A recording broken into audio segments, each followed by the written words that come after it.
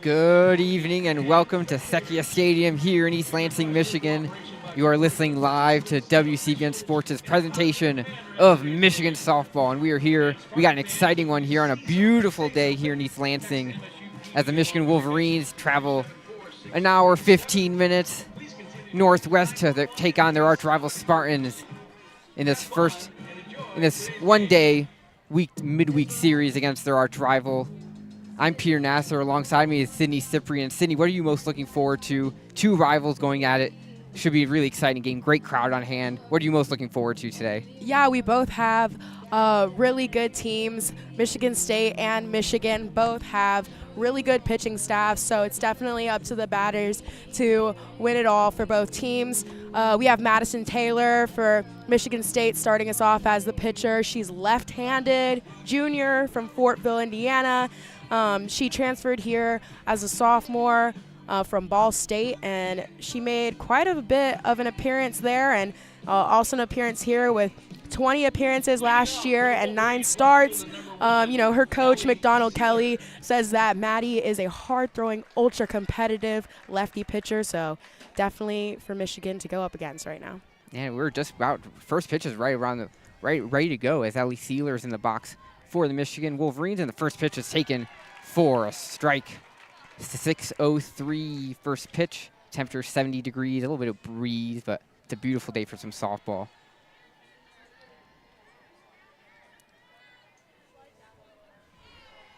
The 0-1 is taken outside, so we have a 1-1 count.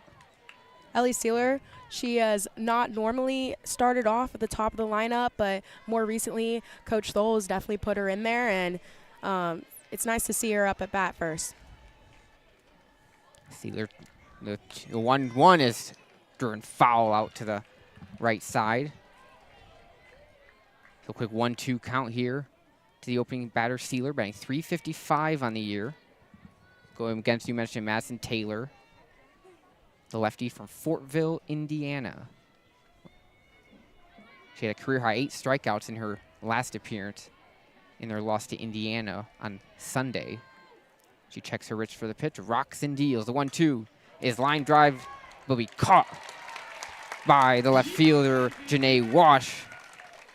So that'll be the first out here in this first inning. 44, Indiana Langford. Definitely a pretty routine catch there for Michigan State in the left field. As we can see, they're starting to shift over for our next at bat. Yeah, Langford in the box now. She'll take the first pitch high. So 1-0. You mentioned Hannah Hawley is up tight over on the third baseline. India Langford is sometimes a slap hitter, mostly for the lineup. Taylor's 1-0 pitch is high, so 2-0. Langford is definitely going in for that slap hit. As a lefty, that's usually where you see the slap hitter, and those go line drive to the left field, which is probably why Michigan State shifted. The 2-0 pitch away is a strike down the heart of the plate. The fist thrown by the home plate umpire. 2 balls and 1 strike.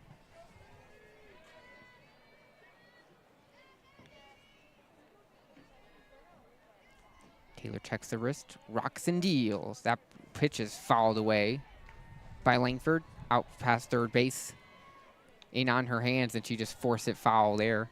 So even the count at 2. Definitely a good ball to go for. Just didn't get a good hit on it with her bat. It went straight in the dirt and fouled off. She now has to battle here, though. Yes, we have 2 strikes. You have 2-2. The pitch is going to be chopped right to the shortstop, Conroy, who makes the play on the line. And so that's 2 up and 2 down here in the first inning. That slap hit was definitely a little bit softer than what I normally see when it comes to lefty slappers. If she just had a little bit more power behind that, it probably would have jumped right over that shortstop. Yeah, fell right to Conroy. He made an easy routine play, and that'll be 2 outs here in the first as Maddie Erickson steps to the plate for the Wolverines.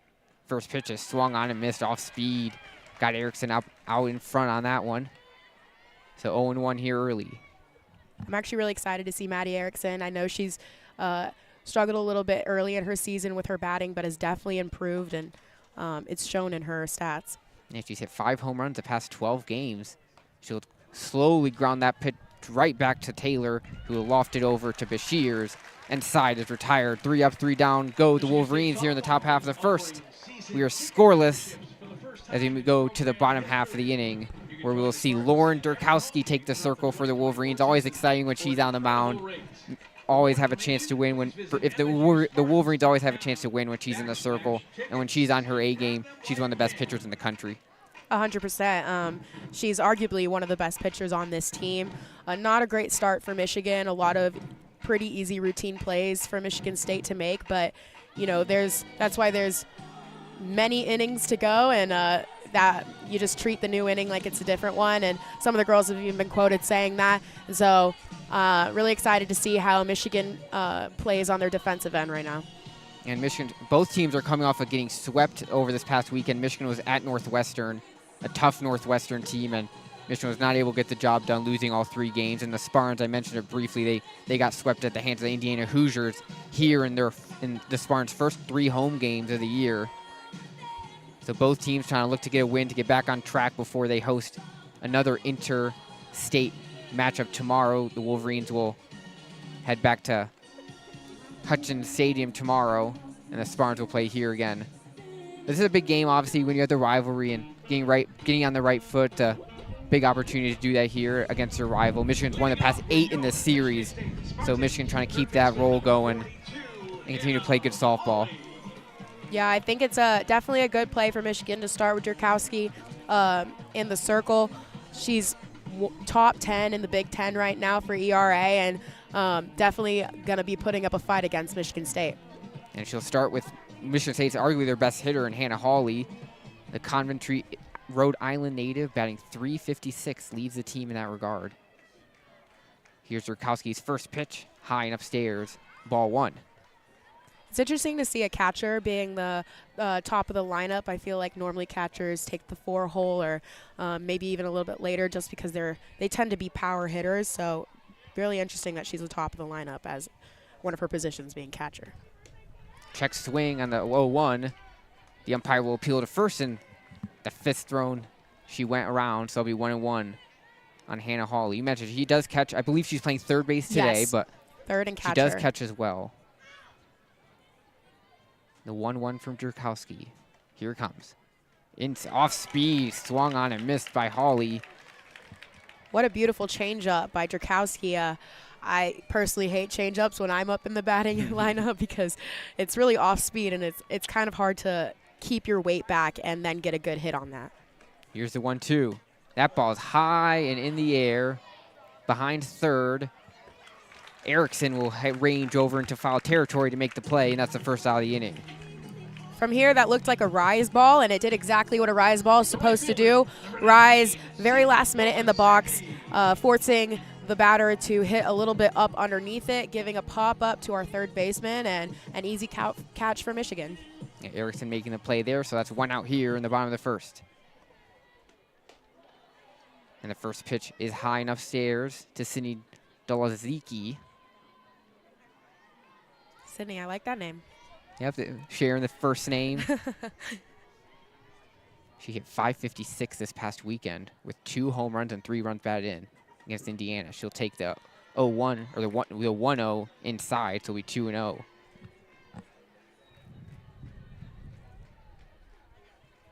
That ball definitely was a little bit low. Durkowski behind the count 2-0. She rocks and deals. That ball going to be missing outside, made a little high as well. So Durkowski falls behind 3-0 there.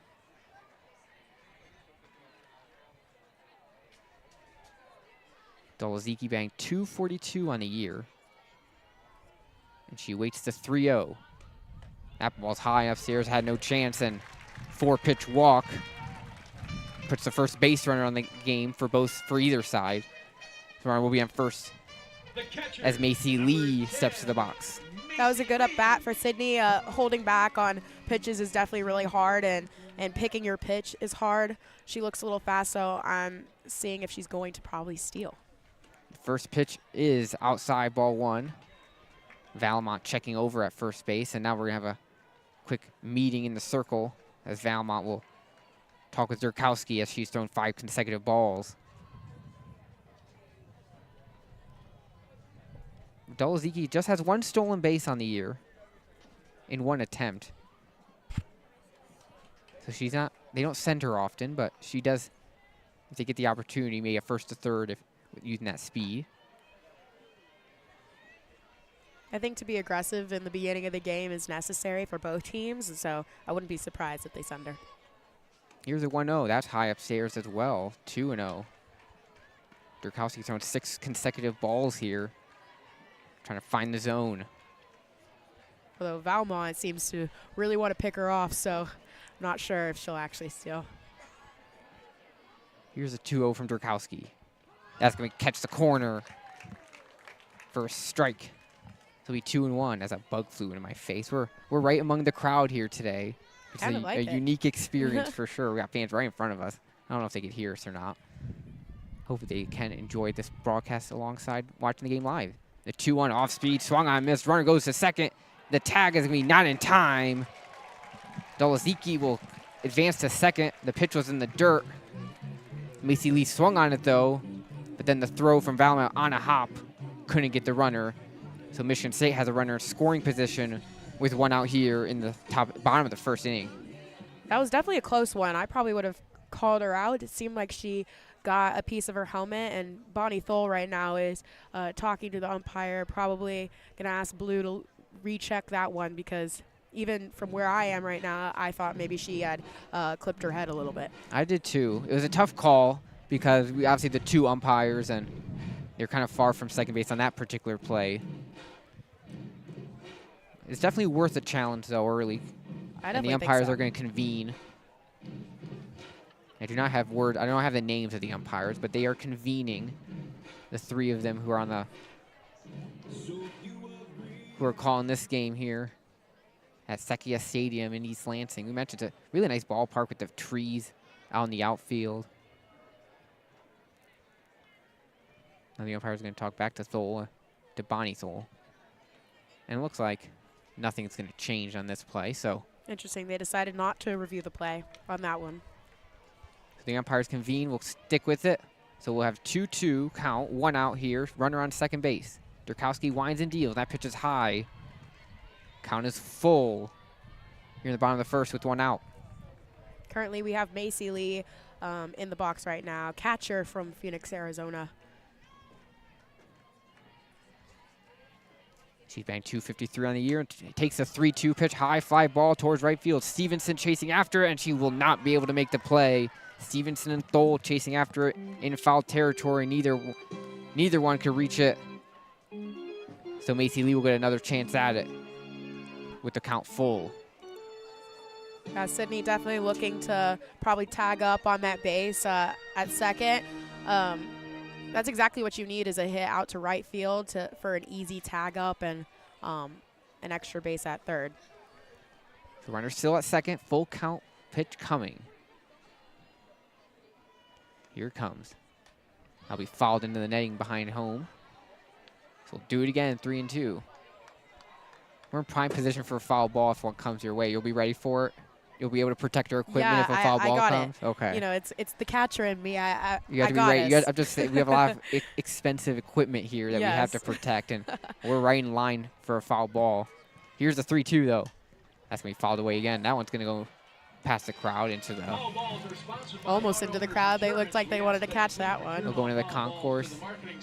Yeah, we mentioned a really nice crowd on hand. Looks like a sellout, most likely. Handful of Michigan fans, but obviously the Spartan green and white fill up the majority of the stands here. We'll do the 3-2 again.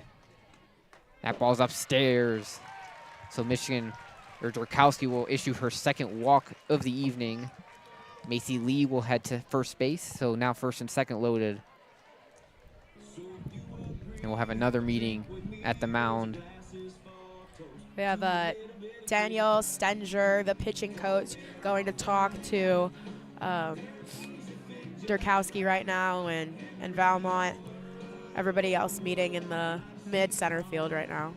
Or not mid-center field, the mid-infield. Right in the middle of the infield, right behind the circle. But you mentioned Durkowski, she had a little bit of issues with command in the series against Northwestern. She walked 3 in the loss. She got 2 losses over the weekend, and then Erin Hain got the 3rd loss as Michigan was swept for their first 3 losses in Big Ten play after starting at 6-0, which was their best start in Big Ten play since 2019 when they started 11-0. So just trying to get back on track here.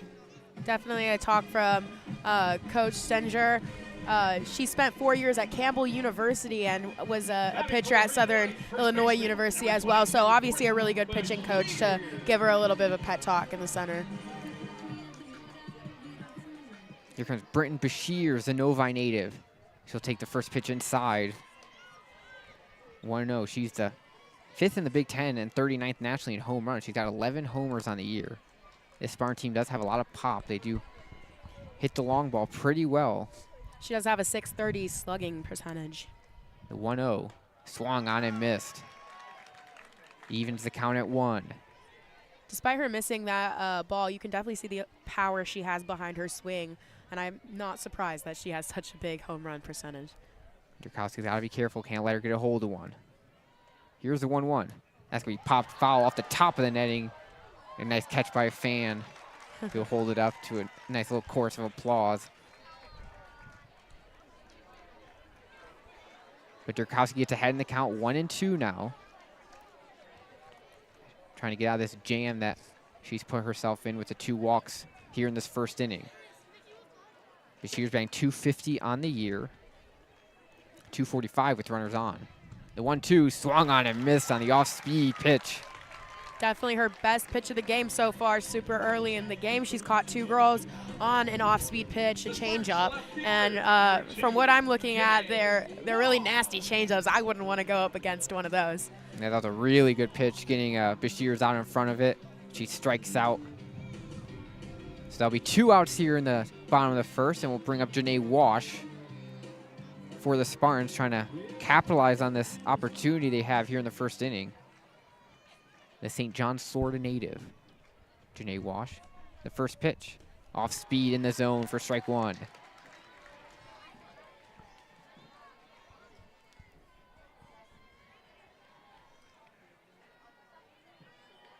Janae has a .203 batting average. Here's the 0-1. That ball's going to be hit over into right field. It's going to be out in the foul play, and that'll be bring the count to 0-2. And Drukowski with a chance to get out of the inning here with a big pitch here. Yeah, this is kind of a tough situation for MSU to be in. It looks nice because you have 2 people on base, but you have a force out at 3 and a big hitter up to bat. And she slugs it to the right field, and now you have 2 girls home. So here's the 0-2 from Drukowski. Fouled off in the netting. Wash fighting off that pitch. She'll live to see another one. But Michigan definitely has an opportunity to get a double out here with that force at 3. Yeah, you mentioned the Michigan infield can go to any base they want here. Drukowski's 0-2 pitch. Off speed, it's just barely fought off by Wash. Count will remain 0-2. She didn't get her on that one, but she definitely could come right back with it and probably set her off a little. And these Spartan hitters have been battling, forcing some long at-bats. It will be the 23rd pitch of the inning for Drukowski. The 0-2 pitch. Swing and a miss. She got her on strikes. Really nice curveball there from what it seemed like. Right on the outside, enough for her to chase it and put the Michigan Wolverines into the next inning. And Michigan escaping the 2 walks that Drukowski put on base with a couple strikeouts to get out of the inning, and Spartans leave 2, and this game will remain tied as we head to inning number 2. Michigan State softball welcomes our honorary back kid to the game, Daniela. Thank you, Daniela, for helping out. Yeah, thank you once again for tuning in here. WCBN Sports' presentation of Michigan softball live from East Lansing. We mentioned it's a beautiful day here. We're outside. We're right in front of the press box in the last row of the crowd. We have the shade. We're protected from the sun, but a little breezy. I got my coat on. I'm a little chilly. Definitely have mine off to the side here in case I need to put it on real quick. It's been a really nice day, though, in Michigan, something that we don't often get, especially when we're broadcasting outside. I feel like most of the time it's freezing, but it's kind of nice to be able to sit outside in a light breeze and call a softball game. Yeah, I was looking at the weather, and once I knew we were going to be outside, I was looking at the weather. There's a chance of some rain. I think that's dissipated. It should be a beautiful evening. 68 degrees right now and sunny. Leading off the inning for the Wolverines, first baseman number 2. And Kiki Thole will be leading off for the Wolverines, who went down on 1-2-3 in the first inning. We'll see if Michigan can get something going offensively and get right back in, try to put the pressure on. Definitely probably going to happen. Kiki is definitely probably one of their best hitters on this team. That's her aunt, Bonnie Thole, actually, fun fact. And her last season, she had several homers and a grand slam, and so definitely probably going to get Michigan started here. She also has had 5 home runs the past 12 games for the Wolverines. Here's the first pitch. That ball is going to be fouled off once again into right field. Thole just a little bit out in front of that one, fouled it off. So the count will go 0-1. Yeah, Kiki has had a lot of public appearances in several areas and has outly spoken to the Congress, actually, about NIL. So she's definitely more than just a softball player. The 0-1-2 Kiki Thole is upstairs, 1-1.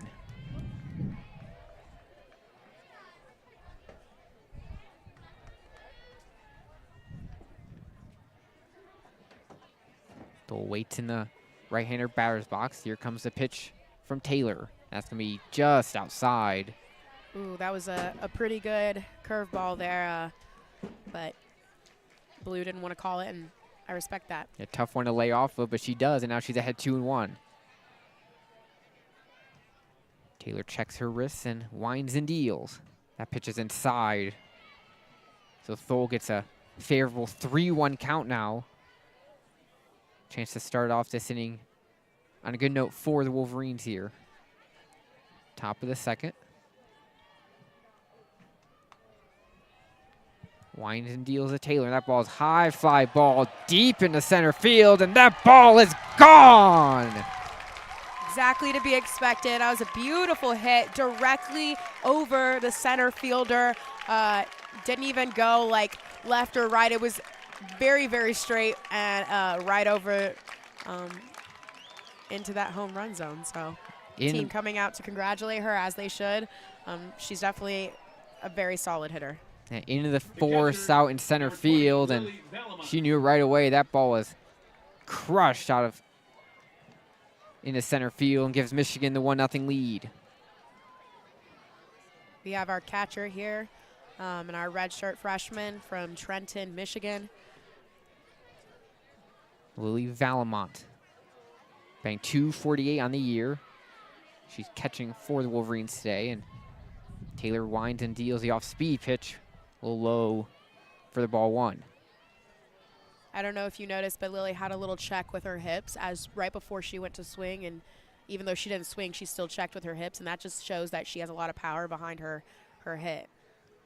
The 1-0 is grounded between third and short and into left field for a base hit. So Wolverines get their first 2 to reach with the home run and now the single. I mean, just like I said, a powerful hit, even if it's a grounder, can get right through someone's glove, and that's what happened. The third baseman, the short, couldn't seem to get a hold of that ball because it was hit so hard and had a lot of bounce to it. Yeah, out of the diving reach of both Hollyunk and Conroy, and Valmont will reach first base, and here's Janisa Conway, who will foul that one off in on her hands, and she just barely gets out hitting the netting. We have another native Californian here, the freshman. They definitely have a lot of good softball out in the West. They do. You got the weather all year long. That's definitely a nice factor. Helps breed some good softball and baseball, for that matter. Conway will show bunt, but she'll take the pitch upstairs, so the count draws even at 1-1.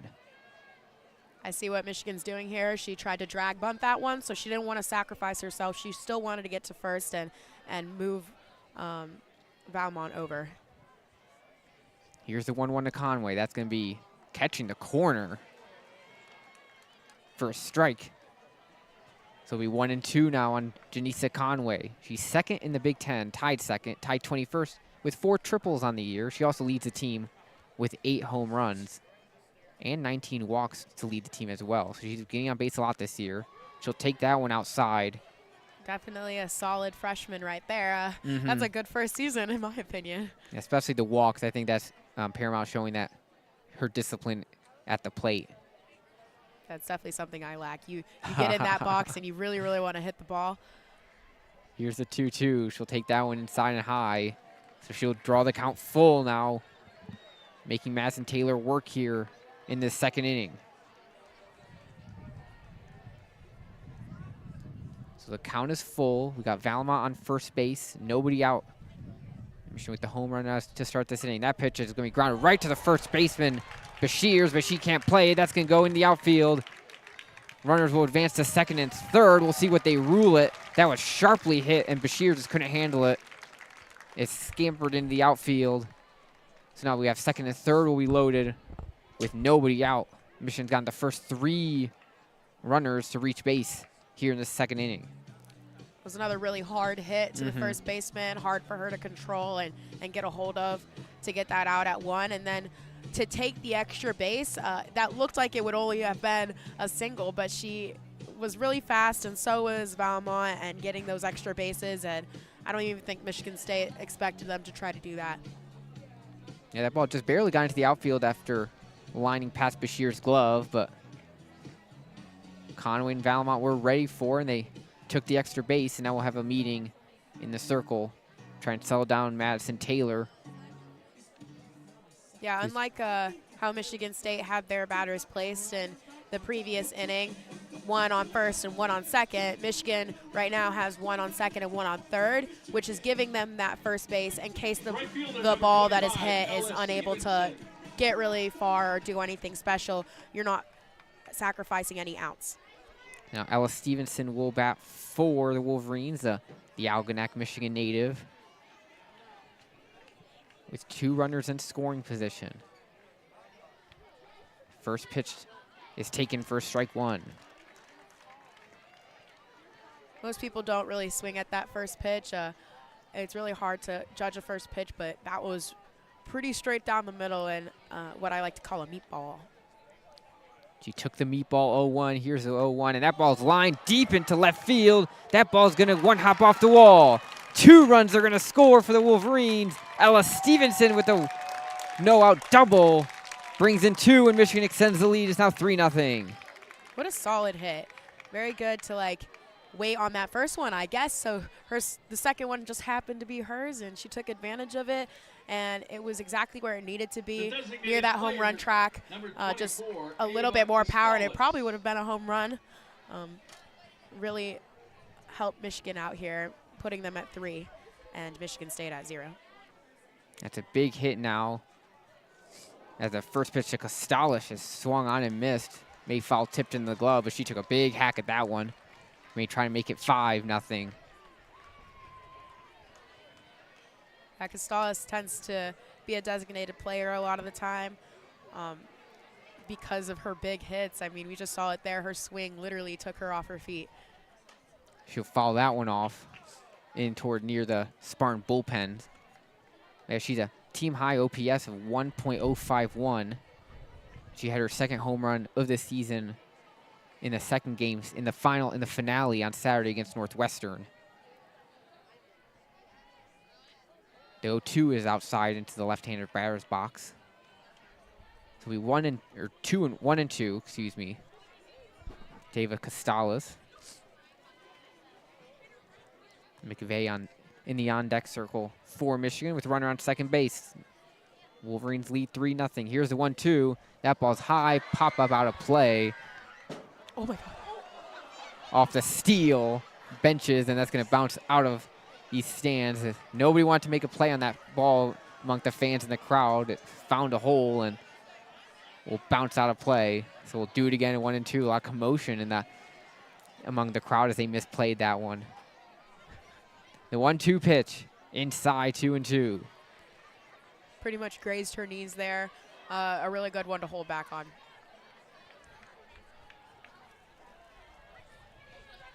Gonzalez has even the count at 2. Taylor trying to get that first out of the inning. Here's the 2-2. Grounded softly over towards third, but it's foul.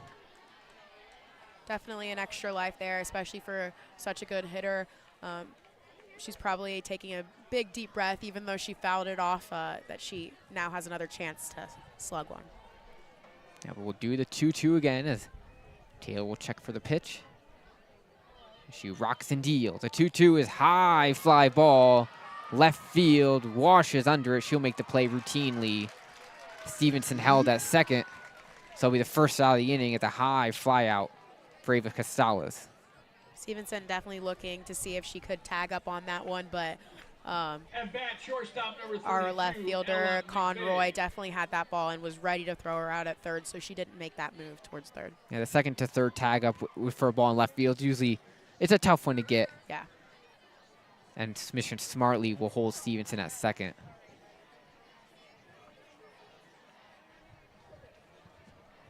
So now here's Ella McVeigh. She'll take the first pitch for a strike. I'm actually in a couple classes with Ella McVeigh. Oh, really? Yeah. A Very Des nice. Moines, Iowa native. She's sometimes a slap hitter, sometimes a bunter. You can see Yeah, here she's showing bunt right now with one showing out. bunt. And then she'll try the slap attempt, but she will not swing and take him for a strike. So she quickly falls behind 0-2. These types of hitters are really hard to judge as infielders. You don't want to get too close in case they slap it at you, but you don't want to be too far in case there's a bunt. You got to be prepared for both. The corners are both playing in a little bit. Here's the 0-2. That's high upstairs.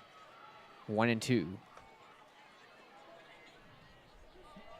McVeigh batting .303 on the year during Michigan's 10-game winning streak that was snapped over the weekend in Evanston. She was batting .404.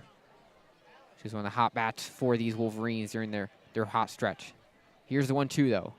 That's well outside. Evens the count at 2. You can definitely see what Taylor's trying to do here, trying to get that outside so that it goes directly to the third baseman or directly to the shortstop. But McVeigh is not falling for it. So she draws the even count, 2 balls, 2 strikes. She's gonna take that strike 3, rung up by Brian Smith, the home plate umpire. Strikeout. Here comes the K That's the first strikeout for the Spartans, and now they're gonna be giving out some free t-shirts. So I don't know if you want a K shirt as they're called, but getting the crowd lively as McVeigh strikes out. That was definitely difficult. Taylor was trying to get her with the outside and then threw her one inside very last minute and definitely caught McVeigh off guard. So here's Ellie Sealer to hit for the second time today. She'll take the first pitch outside. She flew out to left in her first at-bat just in the last inning.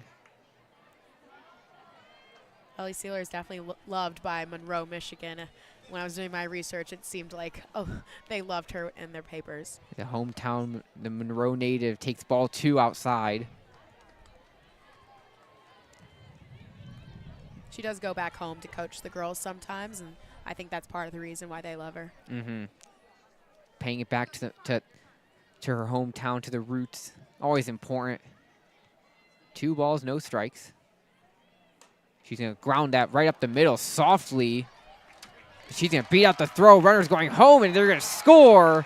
Aggressive base running for the Wolverines, and they add to the lead. Sealer will go to second, but Conroy, the shortstop, was playing well off towards the line. She had a tough time getting to that ball quickly. That was slowly rolled up the middle. Sealer beat the throw out. The throw home was high and upstairs. Michigan adds another run, and they're up 4-0. What definitely happened in that play was that probably was the pitcher's ball to field and throw her out to first, but shortstop came in from behind and wasn't able to get that slow roller and throw her out to first. First pitch is hitting. Langford hit Erickson in the on deck circle. She looks to be okay, but she didn't even flinch. she did not flinch at all. Bonnie Thole will check in on her as Langford lined it right into Erickson, but so she'll fall behind 1-0 or 0-1. Runner on second, 2 outs here in the top of the first. The 0-1 is taken for a ball, maybe a little high and inside. Draws the count even at 1-1.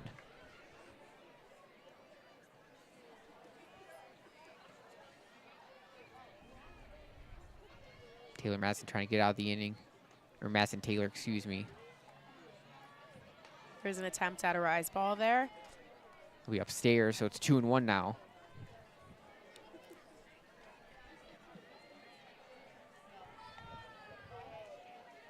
Taylor checks the sign, gets ready to deal. 2 balls, 1 strike, 2 outs. The pitch is lined foul over to left field. Evens the count at 2. Taylor trying to get out of the inning. Inning which Michigan has capped 4 runs off. And still has a chance to get more with Steeler at second base. Here's the 2-2 to Langford. Inside. Count is full. Yeah, Langford's usual role is a pinch runner, but we can see here she's a batter today, and very excited to see how she performs. Here's a 3-2 to Langford. Ground ball towards first, just goes foul. She fights that one off, and we'll do it again if count is full. 3-2. Definitely makes sense that she's a pinch runner because she was actually a track athlete before she was a softball player. So she's definitely fast. So Michigan really wants to get her on base for sure. Yeah, she lined out to Conroy her first at bat. But now with the count full, trying to keep this inning alive for the Wolverines.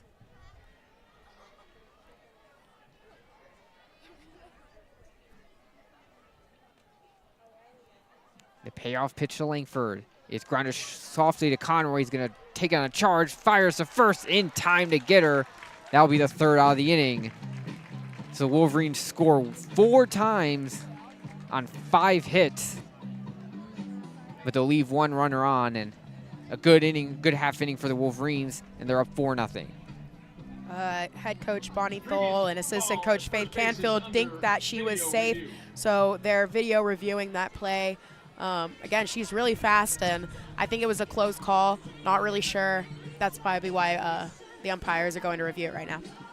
Now, the interesting thing is that after that play, Sealer went from second and she scored. So if they do rule Langford safe, that run might count. It should count at home. I believe it. I would assume it would count. I thought she also went back bang, in the bang dugout. Play, so. And once you're in the dugout, you're either safe or not. You can't go back on the field. So that's why they're having our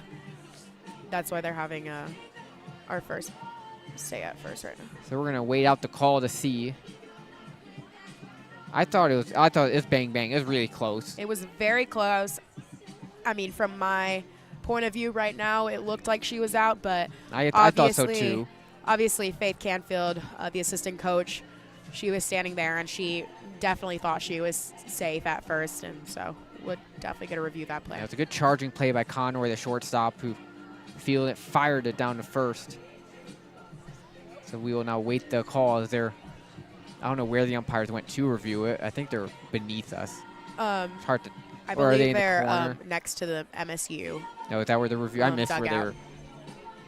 went to review it, but they are reviewing it. Michigan State's defense is staying on the field, and Langford is standing on first base. So yeah, she has to. If she gets off, then she's going to be called out, even if she was safe. So we will wait out the call here. Thanks again for joining us live from East Lansing.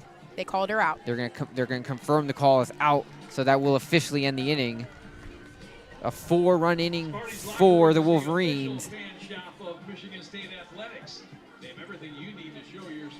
And a really good inning for Michigan to capitalize offensively and give Durkowski some run support early. Durkowski back in the circle.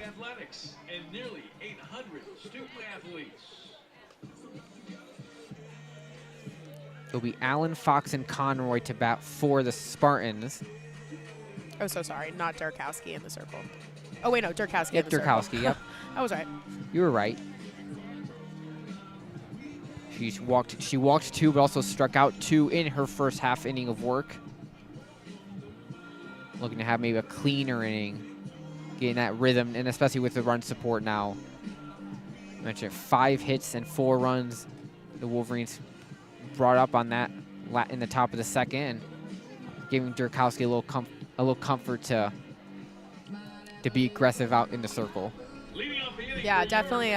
Durkowski and the other pitcher, Hain, definitely have been helping Michigan out a lot, and having them both pitch has definitely put Michigan in a strong position to finish near the Big Ten standings, and even maybe receive a bid to the NCAA tournament.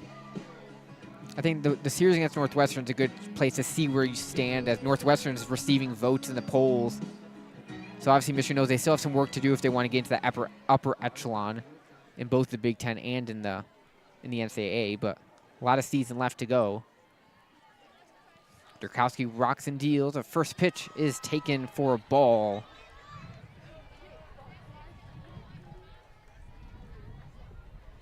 I believe that is Colette. Colette Allen, the Sierra Madre, California native, and the designated player for the Spartans. She will foul that pitch off the top of the netting back into the infield.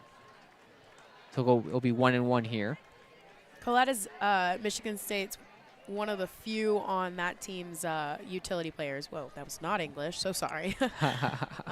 So tends to see that MSU has a lot of soul. That 1-1 will be the 1-1 pitch will be taken for a strike. So Durkowski gets ahead in the count, 1 ball and 2 strikes.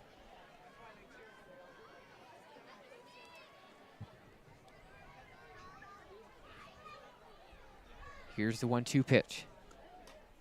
Fouled off into the netting. Allen will battle.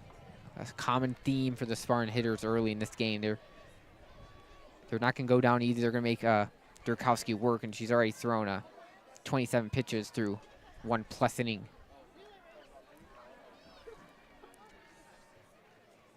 So here comes the 1-2 again.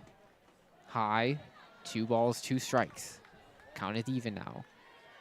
I mean, when you have 2 strikes on you, that's when you want to throw a pitch that may not necessarily be a strike, but might catch the batter off guard. You could waste a pitch there, and she tried to there, but held off with Allen. Here's a 2-2 down, just going to be upstairs. So the count will be full now, 3-2. Allen working her way back to now a payoff pitch coming from Durkowski. That was good framing by Valmont, definitely to try to convince Blue that was a strike. Brian Smith did not budge. Here's the full count. That pitch is going to be inside. Ball 4. And Durkowski with her 3rd walk of the evening already. Batting for the green and white. We'll put the Spartans on first base to lead off this bottom of the 2nd inning and bring up Anna Fox to the dish. Coming up to a party in the USA is Anna Fox. She is from Tennessee. There you go. Batting .242 on the year. She's in a show bunt, but pulls back on the pitch inside. Ball 1. Delayed bunt there, so when you have a drag or delayed bunt, called both of them in softball, that usually means that you want the batter to be safe on first, and you want the girl on first also be safe at second. Erickson playing the bunt down the 3rd base line. She shows bunt again. That's a popped bunt foul off the netting. So Anna Fox got under that bunt, popped it up, and now even the count at 1-1.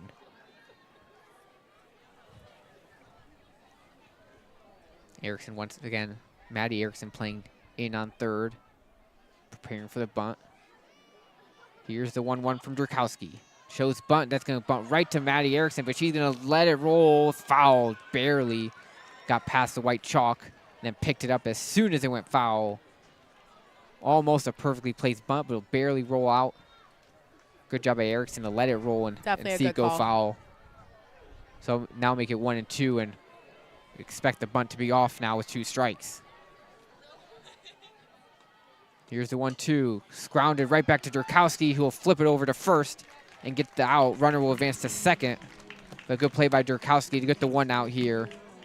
Runner does advance to second, but she at least gets 1 there. Now batting number 5, Peyton Conroy. And Payne Conroy now will come up for Michigan State. The Gastonia, North Carolina native, batting 172 on the year. Looking to get a big one-out hit and bring in a run.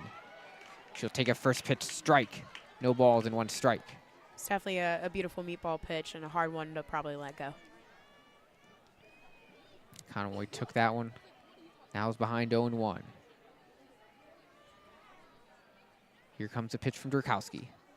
Check swing and a ball out in the play. Runner, umpire says she went around. So that's going to make it 0-2. Really got to be fast when you maybe want to swing, but then you decide last minute not to. You really got to be fast to pull it back. That was a good pitch out in the zone. Made her go just enough. Here's the 0-2. Swing and a miss. She got her on strikes. I mean, Durkowski did great there. That was really smart pitching. She saw that she half went for that outside ball, so she threw her one just a little bit further outside than that and made her chase and ultimately got that out. And that's her 3rd strikeout for Durkowski.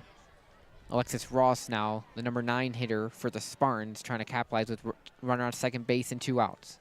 The first pitch is slapped foul. It is going to just get out of play, landing right next to the Big Ten camera in the grass over in left field. So it'll be 1 strike on Alexis Ross.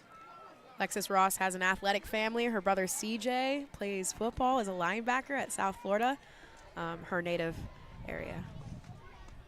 The 0-1 is taken outside, ball 1. So count is even at 1-1.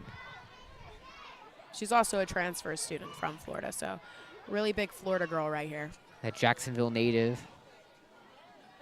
With the count even at 1, batting 236 on the year.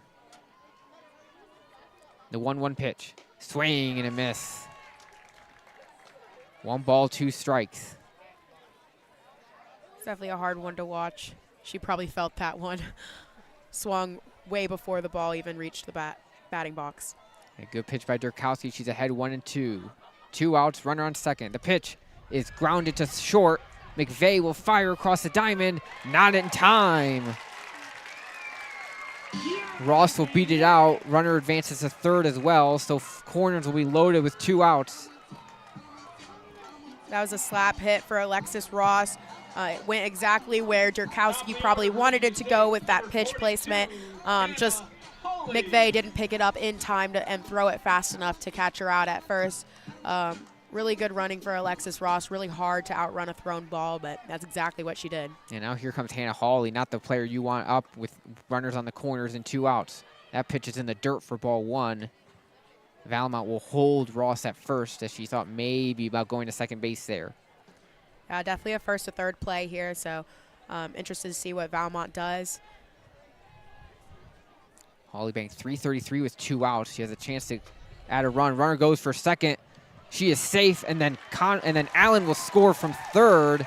So Michigan tried to go for the out at second, and that backfires. Michigan State is on the board. It's 1-0 or 4-1 now. Probably not the play I would have gone for there. It was obvious that Alexis Ross is a really fast runner. I probably would have tried to fake it, throw it back to the pitcher, maybe lure our third, whoever, I can't remember who was on third base. It was Allen. Lure Allen to try to run way off the third base and then catch her in a pickle. But she threw all the way down to second. The ball wasn't low enough. It was kind of high, so McVeigh had to jump for it and tag Alexis Ross, but Alexis Ross with her speed was able to make it. So now they are reviewing. They're going to review, I believe, the play at second to Ross. Yes. You mentioned if you throw to second or not. Is that something that the coaching staff tells you before? Is that a decision that you make as a catcher whether or not you throw it to second or if you hold it with the runner on third? It definitely depends. Each team is different, but as you get older, it tends to be the decision of the catcher. Okay. They usually have some sort of call. I know my team when I was in high school had had 6 or 7 different plays that we could have made. Okay. And the club team right now has only 2. But has 3 actually. We have 3. But that's definitely one of them is to try to pick the girl off at second. That's usually if you think that she's slow and you're really confident in your throw to probably get her out. But, you know, Alexis Ross was definitely not slow. Yeah, she does have 14 stolen bases on the year and only caught once. Exactly, and she outran that thrown ball from shortstop to first, so probably not the play I probably would have tried to make. I would have maybe tried to fake throw and lure our Allen off of third. And we'll see. It's possible that it does pay off. We are reviewing something. This is our second review of the game. They're trying to see if she maybe got her, I think she tagged her in the back, possibly. I thought she was safe from my vantage point. We will see if that holds. But once again, we thank you all for tuning in to WCBN Sports' presentation of Michigan softball. Sydney Cyprian alongside me. I'm Peter Nasr, and it's been a fun one early. Michigan coming out with 4 runs at top half of the second, but the Spartans were trying to answer. And if this run goes in, if this run counts off the double steal from the corners, it'll bring the score within 3, and Hannah Hawley will have a 1-0 count and a runner on second base. Yeah, Hannah in her first at bat fouled out to third base, so she's probably looking to be a little bit more aggressive. I believe the call was safe. I missed the official one, but the crowd was cheering. So yes, they called her safe. The call will be safe, so the run does score. So it is 4-1 in favor of the Wolverines now, and Hawley with a runner on second base trying to claw back into it after giving up the 4 spot on the top half of the frame. Bonnie Thole telling our left fielder, Sealer, to step back a little bit. The 2-0 is high. First ball 3 now. So Hawley behind, or ahead in the count 3-0. We'll see how aggressive Durkowski is on this 3-0 pitch, as Hawley leads the team in hits, runs, extra base hits, walks. Their best hitter for the Spartans. She will take a strike, though, down the middle. She does have a 352 batting average, which in more professional divisions is actually pretty good. It's a very solid batting average. 3-1 now. Swing and a miss. It was a really good cut, just couldn't get contact on that ball. Now the count will be full with 2 outs and a runner on second. Durkowski trying to get out of the frame, not too harmed. The payoff pitch from Durkowski. She rocks and deals. Just outside, ball 4, so Hawley takes her base. She gets on for the first time today, and the Spartans have first and second loaded. And we'll have another mound visit for the Michigan Wolverines. Another mound visit by Jennifer Brundage, the pitching coach. Occasionally, she'll go out there, and occasionally Bonnie Thole will go out there, but it seems like in this game, it's going to be Jennifer Brundage. Yeah, I believe it's like the second or third mound visit already, with Brundage talking with Durkowski and with Valamont in the circle. As Sydney Dolazicki will step up to the plate for the Spartans with a chance to bring in a run with the runner on second base. First and second loaded, 2 outs here in the bottom of the second. It's 4-1 Wolverines. Durkowski will high-five her infield teammates and get back in the circle. Dolazecki is in the right-handed batter's box. She walked her first at-bat. We'll see what she can do here with 2 outs. The first pitch is high, fly ball, and out of play. It's going to just miss the press box to our right and go into the concourse. So we 0-1.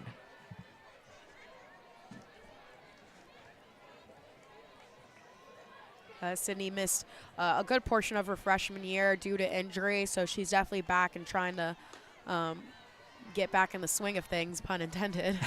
She'll take that 1-0 pitch without a swing, and it'll be 1-1 as it was outside.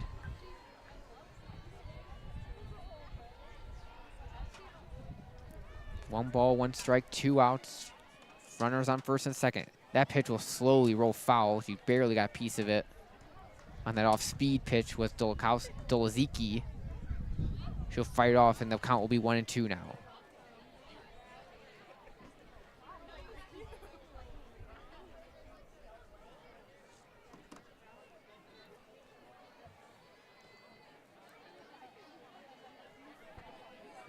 Dolazecki's first at bat, she walked, but but she has 2 strikes on her now. Yeah, 1 and 2 to Dolezecki. That'll be fouled off out of play once again. The Spartan Heroes continue to battle in these counts as Durkowski's above the 50 pitch mark already here. Not even 2 innings in. Her freshman year, before she was out due to injury, she was actually a second baseman, but Strike 3 called on the off-speed pitch, rings up Dolezecki, and Durkowski gets out of the inning with her 4th strikeout. Spartans strand 2, but they get a run back. It's 4-1 as we head to the 3rd inning here in East Lansing. I believe we have Erickson up to bat when Michigan comes back for their offensive play. Please visit the marketing staff located in the upper first base bleachers to claim your prize. Spartans' first run is presented by Q30. Yeah, you mentioned it'll be Erickson, Stoll, and Valamont to do up for the Wolverines. And now, Spartan fans, here comes the free food. Get on your Free food? Oh, I want free food. A hot dog. I don't know if they're going to toss it to some Wolverine media. Yeah, but true. if they give me a hot dog, I will gladly take a hot dog. But they're all in one section now. Oh, the guy's dressed up. He's dressed up as a hot dog, He's dressed too. up as a hot dog. Oh, he's gone. That was quick. We'll see if he comes back around the other way. This nice little tight, confined ballpark. I really like this ballpark. I like the trees out in the backstop. Obviously, no leaves now as we're escaping the winter season, but a nice ballpark. The Spartan logo out in center field. Michigan State lettering across the center field wall, and you got the baseball stadium right across over to our right, where the Spartans are taking on the Chippewas of Central Michigan right now.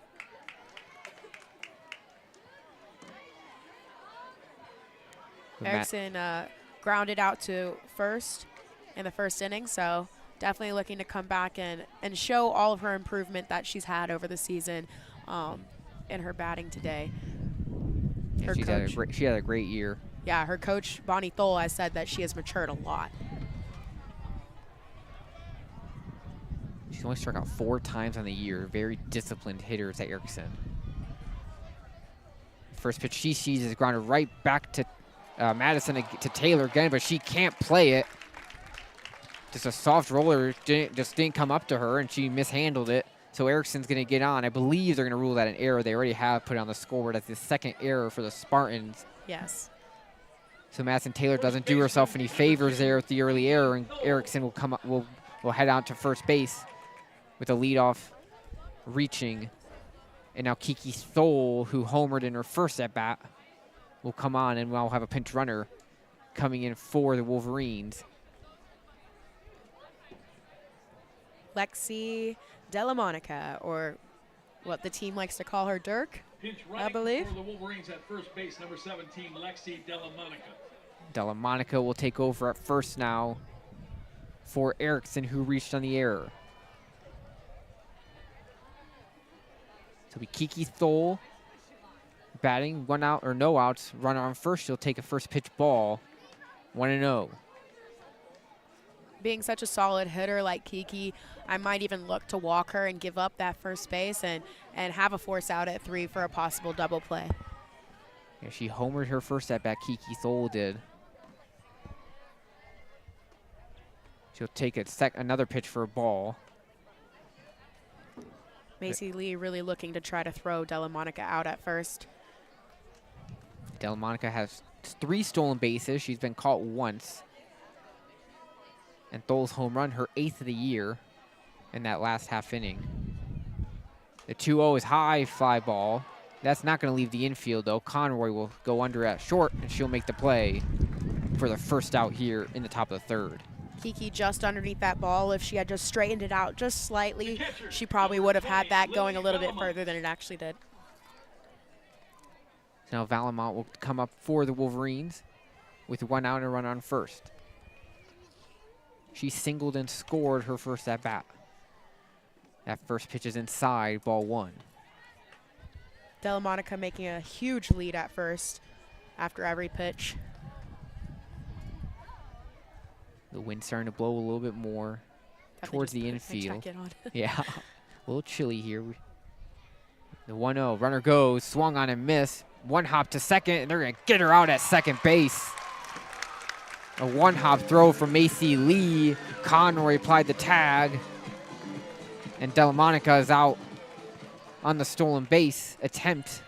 Caught for just the second time this year, so now the bases will be empty right away.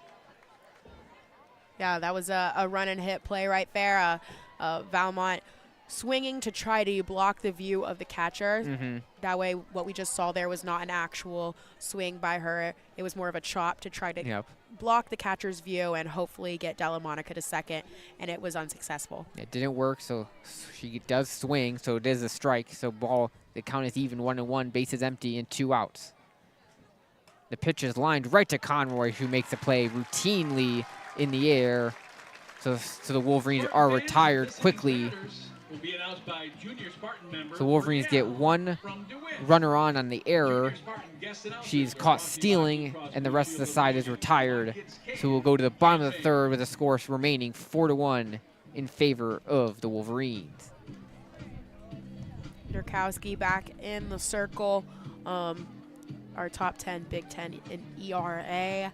She does a lot of work outside of Michigan, especially over the summer with OGX's elite collegiate program, and she's kind of talked about how successful that's been for her to put in that work. It's more than just pitching. It's a lot of physical activity to help her get speed and power behind her pitching, and that's important, especially with your pitching staff, is to do work outside of practice and not rely on just pitching to your catcher during practice as your as everything that you do. I mean, the pitchers that I've warmed up, I've gone to some of their practices before outside of normal practice, and they do a lot of different stuff to really help them there. So she's definitely been very proud of her OGX performance and is really grateful to them.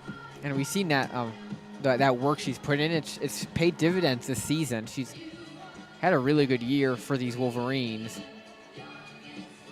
As Dancing Queen comes on. Got some good tunes here at this ballpark. I don't know if that's... Oh, we got a kid announcing Macy Lee. That's fun. That's so cute. I think that was caught on air. I don't know if that's like maybe a sister of Lee, or if that's just a random young fella, young kid that gets to announce Macy Lee. This will be her second at bat, but she walked the first, so this is technically her first at bat. Here in the bottom of the third, scores 4-1 Michigan. Durkowski winds and deals. First pitch is low and inside, ball 1. Our catcher from Phoenix, Arizona, sophomore or junior. Yep, the junior, batting .253 on the year. Takes the 0-1 pitch, is low. Count 2-0 now to Macy Lee. Mentioned she walked in her first plate appearance. Was left stranded over at first. Durkowski's 2-0 pitch now. High fly ball deep into left field down the line, and that's just going to be foul, landing just inches to the left of the chalk in the warning track. Really good attempt there by Sealer to try to catch that foul ball. She was definitely fast enough to make it, just a little bit faster and she would have been able to reach it. Really good attempt there, and she probably would have caught her out. But another life for Macy Lee. Yeah, the wind might have held that one back. Here's a 2-1. Off speed. Not going to hit the zone, so it's going to be 3-1. But yeah, Sealer just outside of her reach. She didn't make a diving play for it, but she tried to reach out with her glove, and it landed just inches to the left of the chalk for the foul ball. But now it counts 3-1 to Macy Lee. Durkowski winds and deals. That ball is line drive, base hit into left field. Sealer will play it on a hop. So the Spartans get the first runner on once again. That's going to be Lee with the single. The Wolverines the Spartans get their first hitter on base to start this bottom half of the third inning, trailing 4-1. It's really good placement of the ball there, right in the gap. Nothing the left fielder, the center fielder could have done. Not even the shortstop. It was right in the good zone. So really good base hit there. Oh, here's the child again to call. Britton Bashir steps up to the plate with the runner on first. and no outs here in the bottom of the third.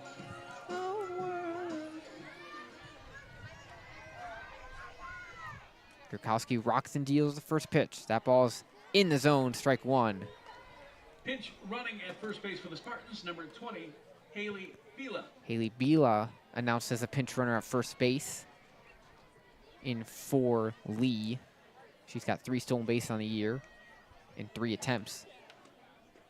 The 0-1 is inside and low. Count draws even 1-1. Bashir struck out her first at bat in the last half inning. Here's the 1-1. Swung on and missed on the off speed. Another change up. Definitely taken aback by the MSU Britton Bashirs. Yeah, Drukowski's really had a strong change up today. Got Bashir swinging there. Now the count's 1-2. Here's the pitch. Well outside, well played by Valamont to keep it in front of her. That pitch was in the left-handed batter's box. So count will even at 2-2. Here in the bottom of the third inning, scores 4-1 in favor of the Wolverines. Here's Drukowski's 2-2 pitch. Line drive, base hit into center field. So that's back-to-back hits for the Spartans. They got first and second loaded once again. A little soft liner up the middle. Past Langford's glove and into center field. Number 2, Janice Wash. And Janae Wash will step up for the Spartans. She's 0 for 1. She struck out her first at bat as well, but the Spartans are looking to do some damage here. They got 2 runners on. Another opportunity for a double out here with a force out at third for Michigan. No outs here. She'll show bunt and foul it back with Wash. So it'll be the first strike. No balls, 1 strike here to Janae Wash. Batting .200 on the year. Only 172 with the runners on. She does have 2 home runs, and a third one would tie this game. It's a really interesting call there by Sharonda McDonald-Kelly, the head coach for Michigan State. A bunt. We'll see if she bunts here. She does show bunt, and she gets the bunt down. It's going to be played by Erickson, who makes a nice play to first. That'll get the 1 out. Runners do advance to second and third. But Erickson with a good play, deciding right away she should go to first. And that was, for her, the easy play. The only real play for Erickson to make. But she'll get the 1 out. So now second and third loaded. We got 2 runners in scoring position for the Spartans. That's exactly what Sharonda wanted here. Is she wanted that bunt to be a little bit towards third base. The first pitch to Allen is taken for a strike. She walked and then made her way around the bases and scored in her last at-bat, last inning. No balls, 1 strike, 1 out. Runners on second and third for Michigan State. Pitch to Allen. Swung a high fly ball over behind past first, and that's going to just go out of the reach of Langford, who's trying to track it down, and it'll be a foul ball.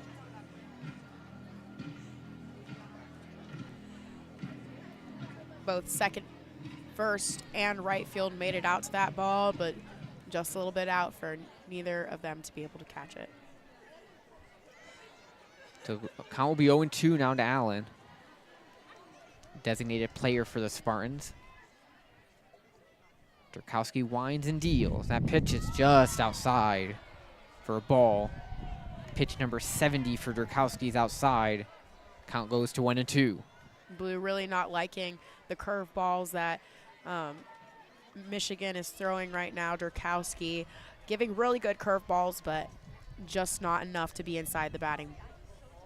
Here's the 1-2 pitch. Just outside. Count even at 2 now. Drukowski throwing another curveball that was called ball. From what I'm looking at, they're not bad curveballs at all. He's just not wanting to call them, and Valmont doing a really good job at trying to frame them in to the strike zone. Yeah, good job frame, just doesn't get the call there. So the count is even 2-2. Here's a pitch, off speed, swing and a miss. Drukowski gets her on strikes, and that's 2 outs here in the inning. And a chance to get out of this jam that Drukowski's in. Anna Fox will come up. She walked her first plate appearance has a chance to get the Spartans right back in this game with a base knock. Second and third loaded, 2 outs. Here's the pitch. Off speed pitch is taken. Ball 1. It's a slap hitter Allen. to Anna Fox. It's not really ideal to have a slap hitter in this type of situation. You don't want the ball to be hit towards short or third. Here's the 1-0 pitch. In catching the corner, the outside corner for a strike. Don't believe Fox liked that call too much. He saw it might have been outside the zone. Fox ranking 286 on the year with two outs, and she has a chance. The 1-1 pitch now. The ball, they're going to peel to third for a check swing. She did not go. I believe the umpire kind of stumbled a little bit there. I don't know if that was just me that noticed that. A little bit. Time going to be called. I'm not sure what for. He probably got some dirt in his eyes. Oh, yeah, it is a little windy, so we might have, as the breeze catches on, the 2-1 is called strike 2. So Durkowski 1 strike away from getting out of this jam. As the wind picking up here, I don't know how, hopefully it's not getting caught too much on our mics. 2 balls, 2 strikes, 2 outs. Runners on second and third. Here's the pitch. It's fouled off. Anna Fox being a slap hitter who can also bunt.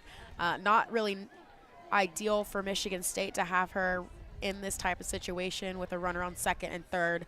Chances are her slap is going to third base or shortstop, and it's an easy tag and out. Here's a 2-2 again. It's taken outside, 3-2. So Durkowski with another payoff pitch coming with 2 outs and 2 runners on, both in scoring position. A big pitch coming for Durkowski and for the Wolverines. Durkowski rocks and deals. The payoff pitch is slapped over to third. Erickson makes the play. Inning over. The Wolverines escape the jam. Good play by Erickson. She set her feet, made a nice throw over to first. Wolverines get out of that inning unscathed, but they give up 2 runners on 2 singles. Neither of them score. Score remains 4-1 in favor of the Wolverines. Nice, powerful throw by Erickson. That's exactly what you needed to get that out at first and make none of those base runners runs count for that inning. And Durkowski's done a good job today getting out, escaping some jams. He's definitely, Michigan State's had 2 runners on in every inning so far. But just giving up the 1 run, Durkowski's done a good job at limiting the damage when she gets some runners on base. First inning with a couple walks, this inning with a couple singles, but limiting the damage nonetheless and keeping this game at 4-1 in favor of the Wolverines.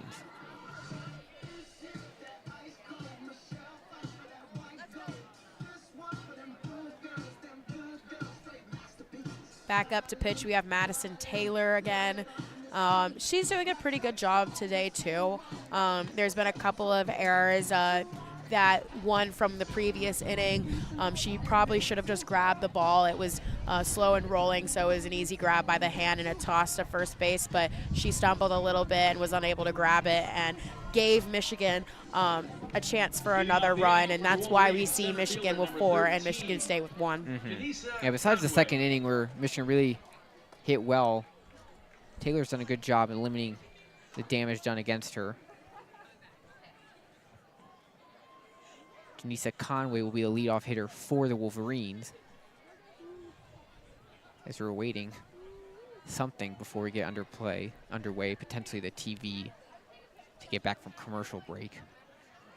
Janisa said that what inspired her as a softball player is her mother, who also played softball, and her dad as a support system for her. And she started off with her local organization and then moved to a bigger one and then realized that she could make something out of a softball career. And it shows today. She's a solid freshman for Michigan, a good addition to the team, and really excited to see how she plays for the rest of the season. Yeah, we mentioned in her first at-bat, she's drawn 19 walks. She's got the 8 home runs.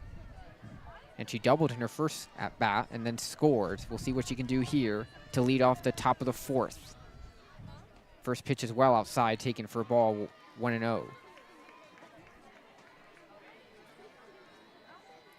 It's important for a batter like Janisa that Taylor doesn't really give her anything to chase, because Janice is definitely not going to chase as a really disciplined batter.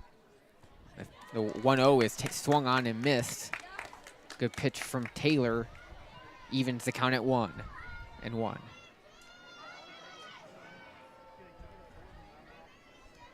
Taylor has to really use her spin on Janisa if she wants to catch her off guard for a strikeout. Here's the 1-1. Catching the corner. That's exactly what she's doing right now. I mean, she threw a really good screw right there. It came in and then went right back out into the outside for Janisa. Since she's a left-handed batter, that's an outside pitch for her. Yeah, so she'll get ahead in the count. Taylor does. 1 ball, 2 strikes. Here's a pitch. Just outside. Count even at 2 now. Really interesting call, because that seemed to be in the exact same spot of the last pitch. That was called strike. Yeah, Brian Smith, the home plate umpire, gave her the first one. Not that time, though. So count even at 2. Here's the 2-2 pitch. Inside. Brushing Conway back out of the box. So that'll make the count full. It's 3-2 now. She got a little scared there, took a step back, a little giggle and a deep breath, and is back in the box. The payoff pitch here coming from Taylor. Fouled off into the top of the netting, right to Macy Lee, who catches it and brings it back to Taylor. And we'll do it again, full count once again, as Conway battles here in this opening at bat here in the 4th inning.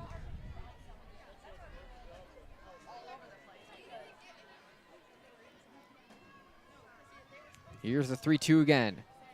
Line drive, that's gonna get down for base hit. Cut off by Dolaziki, who keeps it as a single. That's a good play by her to prevent it from going all the way to the wall and holding Conway to just a single. So she's got a single and a double here.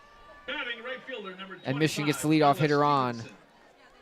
Definitely a good pivot right there by Dolaziki. Definitely could have been a double play there, especially with Janisa, who likes to take those extra bases, keeping her at first and pivoting really fast after getting that ball in the right field to prevent her from going to 2. Now here's Ella Stevenson. She doubled in her last plate appearance as well. Runner goes for a moment, then she'll hold back. Conway thought about stealing, just being aggressive on the base passes. That first pitch was taken outside for a ball. So count is 1-0. Conway, being a massive stealer, has 7 bases stolen, was only caught twice. Probably going to try to steal. Line drive to center field, and that's going to get over the head of Ross. Runners are going to be held at 2nd and 3rd as the ball is brought in quickly. But a line drive from Ella Stevenson over the head of Alexis Ross in center field is going to be a double, her 2nd double. And now runners on 2nd and 3rd, nobody out for the Wolverines. A good start to this half inning. Stevenson having a really good at-bat previously, and a really good at-bat just there with 2 doubles at her first 2 at-bats. Her first double bringing in 2 other girls for a 2-run RBI. Very solid hitter right there. Now here's Ava Costalos with 2 runners on, trying to get them in, and she's going to high loft it over to foul play. Sliding play, but I believe it went in and out of the glove of the left fielder Wash. So we will do it again, but almost a really nice play by Janae Wash over at left field, sliding right at the side of the, right at the edge of play. But Costalos gets another chance at 0-1 now. Runners on 2nd and 3rd, nobody out here for the Wolverines. Here's the pitch. Taken, called, strike 2. So Costalos gets behind 0-2 real quickly here. It's really interesting called strike. To me, it looked like it was kind of far out of the box, but yeah, we're right behind home plate, so we have a pretty good line of vision on those, but umpire called a strike, and that one was inside, almost hit Costalos.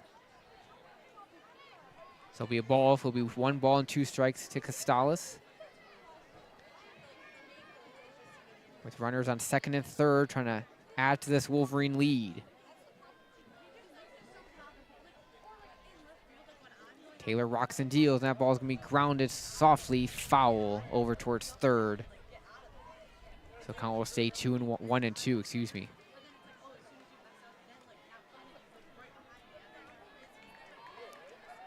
It's really good for Michigan to have Costales up at bat because she is a really solid hitter, and we have one on second and one on third. So what she needs to do is to hit it towards the right side of the field to get both of those girls home. Here is the 1-2 pitch to Costales. That's going to hit her. I believe her umpire's going to keep her, though, because she did not try to evade the pitch. The home plate umpire, Brian Smith, is going to say that she actually leaned into that pitch. So he will not give her the free pass, and instead it'll be a ball.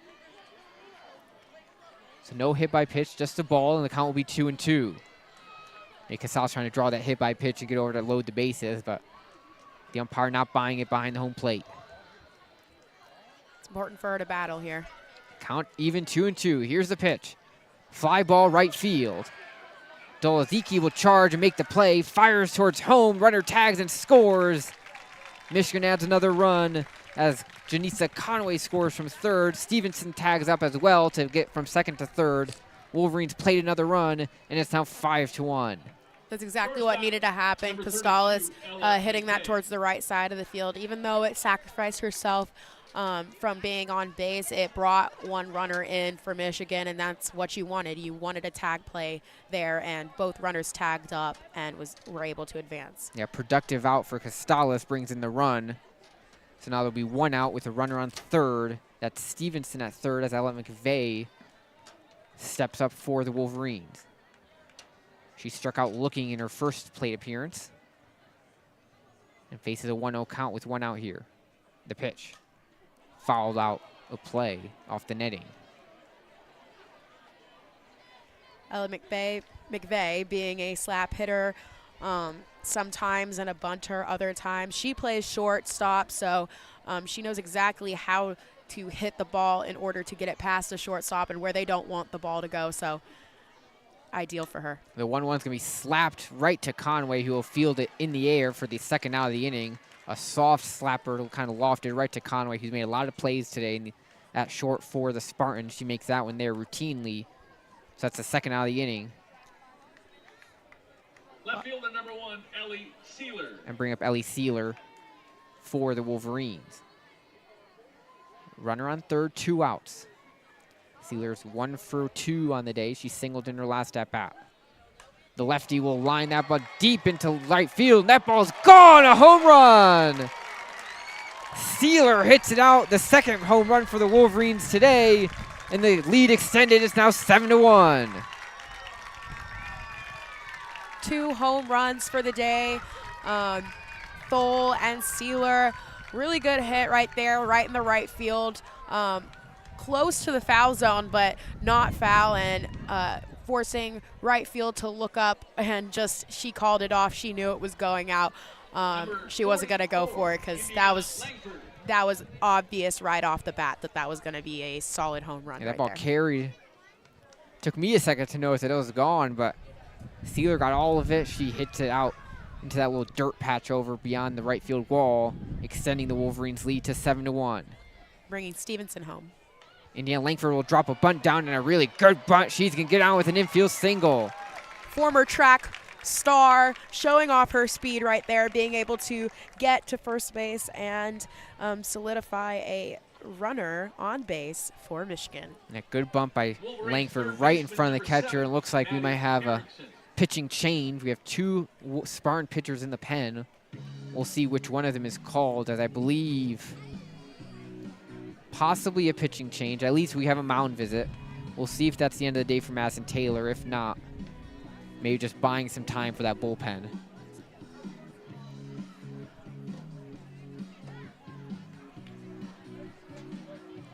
I still don't know if they signaled to either pitcher that's in the pen for the Spartans. The 2 Spartan pitchers in the pen. We have Ashley Roberts, and it looks like Faith Guidry are both warming up for Michigan State. They're bringing out Faith to the circle. Oh, I didn't even notice her come out. You're right. Yep, Faith Guidry. So it looks like we will have a pitching change. So Madison Taylor's night will be done. She pitched 3 2/3, gave up 10 hits and 7 runs, 6 of them earned. Now Faith Guidry will come on to pitch for the Spartans in this pitching change with 2 outs here in the top of the 4th. Faith Guidry being a Texas native like myself, Mont Bellevue, and a junior. From what I'm saying right now, she looks like a solid pitcher, really fast, really hard. A really nice and clean wind-up, which is, I mean, the wind-up is personal to the pitcher, so it's not like it means too much, but I can see that she's going to be a force to be reckoned with for Michigan. Yeah, stats for this year, she's 2-3 with 1 start. She's pitched 33 1/3 innings, giving up 45 hits. She's got 6.09 ERA and a 1.92 WHIP. 25 strikeouts in her season right now, 2 wins and 3 losses. And she's only had 3 home runs off of her, so. Yeah, but she's going to face the meat of the Wolverines order. Maddie Erickson is going to be the first Wolverine she faces, and with Langford on first base, 2 outs here. Just trying to get that 1 out to get out of this 4th inning and kind of limit the damage as the Wolverines have extended the lead to 6 runs. 7-1, Michigan with a couple big innings. That 2nd inning where they put up a 4 spot, and now this inning with 3 and potentially more. Erickson's last at bat was in the 3rd inning, and she's the one who had the dribbler to the pitcher, where Taylor had a fumble in picking it up, so giving 2 her outs. A single. Yep, you're right. That pitch will be inside. Langford went halfway down the line, but she retreats to first base as Macy Lee checked her back. But that pitch was inside, so Maddie Erickson has the 1-0 count now. Langford giving large leads right now. Here's the 1-0 from Guidry. Fly ball right field is high, ranging over is Dolaziki, and she'll make the play right at the line to retire the side. So the Wolverines pick up 3. They get the home run, a couple doubles, extend the lead to 7. And we got some more food being given out, it looks like. Oh, wow. Pizza House, free pizzas. We have a Pizza House in Ann Arbor, Michigan. It's very beloved by the college students of the University of Michigan. Seems that it's a fan favorite here. A lot of fans disappointed that they're not getting some pizza. And also disappointed the result as the Wolverines lead 7-1. They have 10 hits to the Spartans 3. And they had a good half inning there. Looks like Anna Fox is pitching for Michigan right now. Interesting as she's, oh wait, not Anna Fox, my bad. Jessica LeBeau. Yeah, Anna Fox is number 12 for the Spartans. The Spartans, definitely looking at the wrong list. Jessica LeBeau being a senior and a right-handed pitcher from Hartville, Ohio. She and Durkowski have definitely been some of the star pitchers for Michigan, so really interested to see if she can keep up the energy that Durkowski had left behind. She's also listed as one of the top 10 Big Ten in ERA, so definitely one of the best Big Ten pitchers out there right now. Yeah, so Durkowski's day is done. We'll find her stats. She'll pitch 3 innings, gave her 3 hits, 4 walks, though, with 5 strikeouts, but just the 1 earned run. So not her most efficient from a command perspective, but she limited the damage. Yes, throughout March she kind of struggled a little bit, but she seems to be attempting to get her mojo back. You know, Thole said in a comment on March 17th, she's trying to get some of her timing back down and get her feel back down. So interested to see if she's been able to do that as April started. She and Durkowski are some of the veteran pitchers, and they've been putting a lot of their knowledge and wisdom down to some of our newer pitchers, and it's definitely showed because Michigan has a pretty solid pitching staff. Yeah, definitely. Just waiting to get underway here.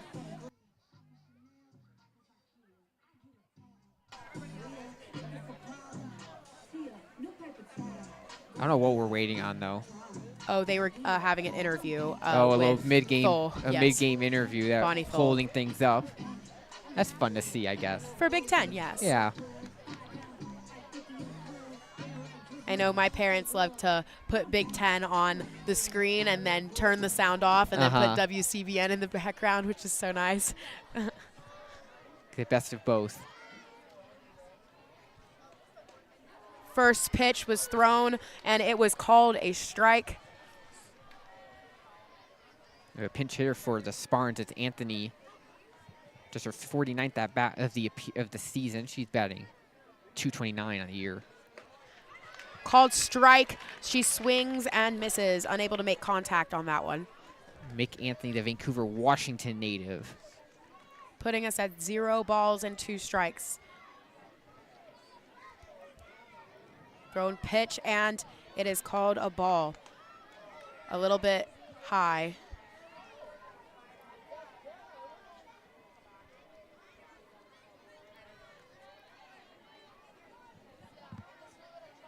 She winds up and she throws an outside pitch called another ball. That leaves us with 2-2 in the bottom of the 4th inning.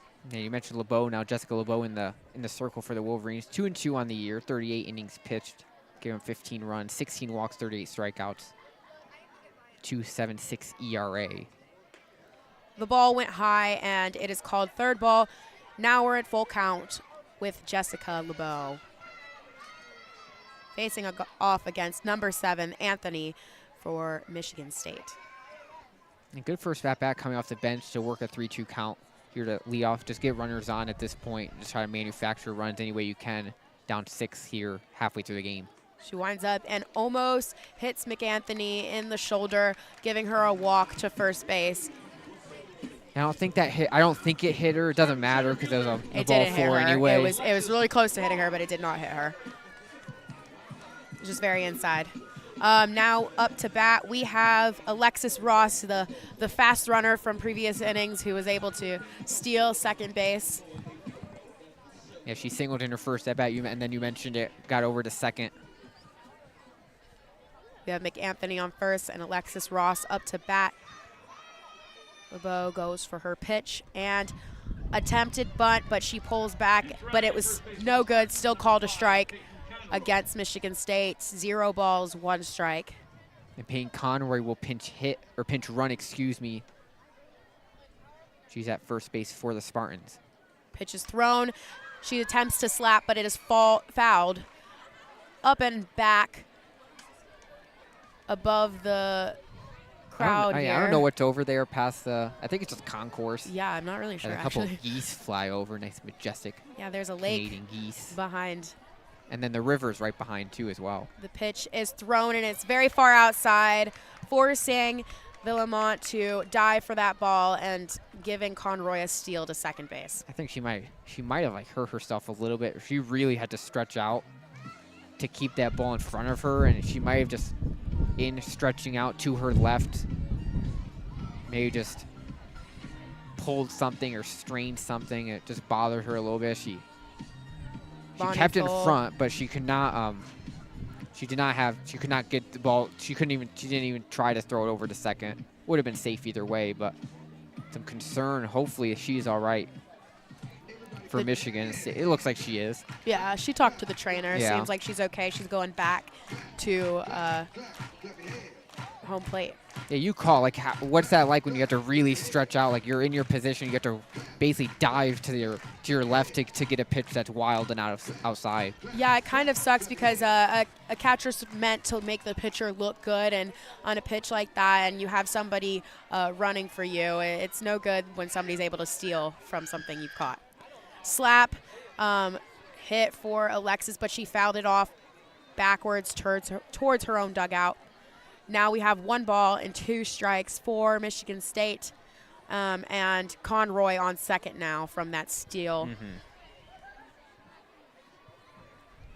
She winds up and pitches the ball, and it is called ball. That leaves us at 2-2. Yeah, just a little bit outside, made it a little high as well. And we've seen it all day long. These Spartan hitters are working the counts. Spins the ball. Goes for a wind-up, and she pitches. It's in and up on Alexis Ross, putting Michigan at full count. Conroy still on second base.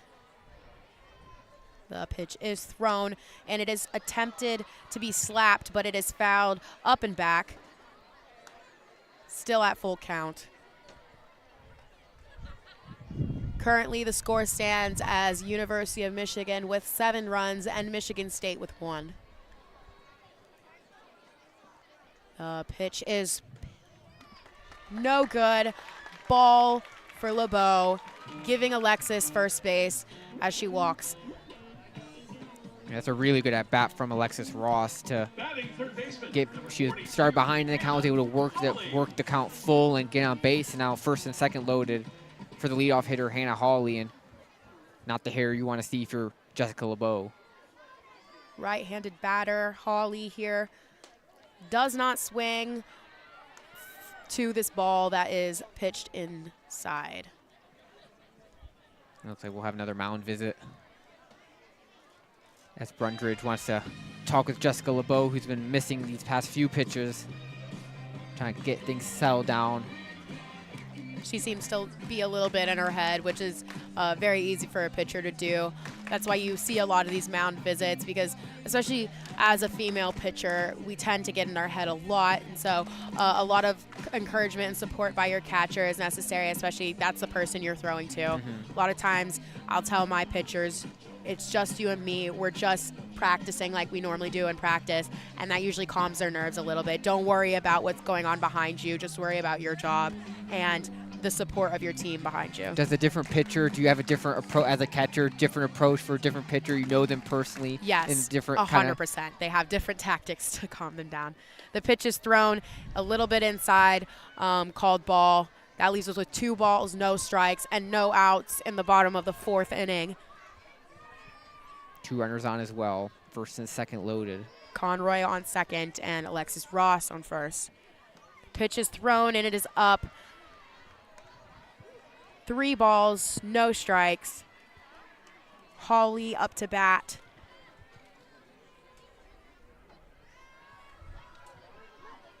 Gotta find the strike zone here. The pitch is thrown just outside, and Hawley walks, leaving Michigan State with a loaded base here. Conroy on third, Ross on second, and Hawley on first, with Sydney Doleski up to bat, right fielder for Michigan State. Yeah, I mentioned it earlier. She hit 556 with the 2 home runs in their weekend series. There is a pitching change for Michigan. Erin Hain, freshman right-handed pitcher, is now in the circle. She is the person who has been taking a lot of advice from LeBeau and Durkowski, especially with the changeup. That's something she's mentioned in a lot of her interviews, is learning her changeup from Durkowski and LeBeau and how to make it killer. So maybe we'll see some more changeups from Hain. Yeah. And now and Hain inherits 3 runners from LeBeau. So LeBeau's official stat line is yet to be confirmed, but she did not record an out, so 0+ innings. She walked 2 and has left the bases loaded. We'll see how Hain can handle this pretty pivotal at bat here against Doleziki. It is a 6-run game, but with no outs and the bases full, you got to throw strikes. There's nowhere to put anyone. Kind of a tough situation to be in, but again, you have a force out at home, so the easiest play, especially something my club sport, the club softball team at Michigan likes to do, is to go home if you have it. Go home if you have it, try to make a clean play, and then go 1, because all the runners on the bases have a jump start on that run, so it's important to try to get that home run before the first base run, because the person who's up to bat has a longer way to run than everybody else. Yeah, we'll see. The infield is not playing in. They're playing a standard depth here against Doleziki. The pitch is thrown just down and out, putting us with a ball.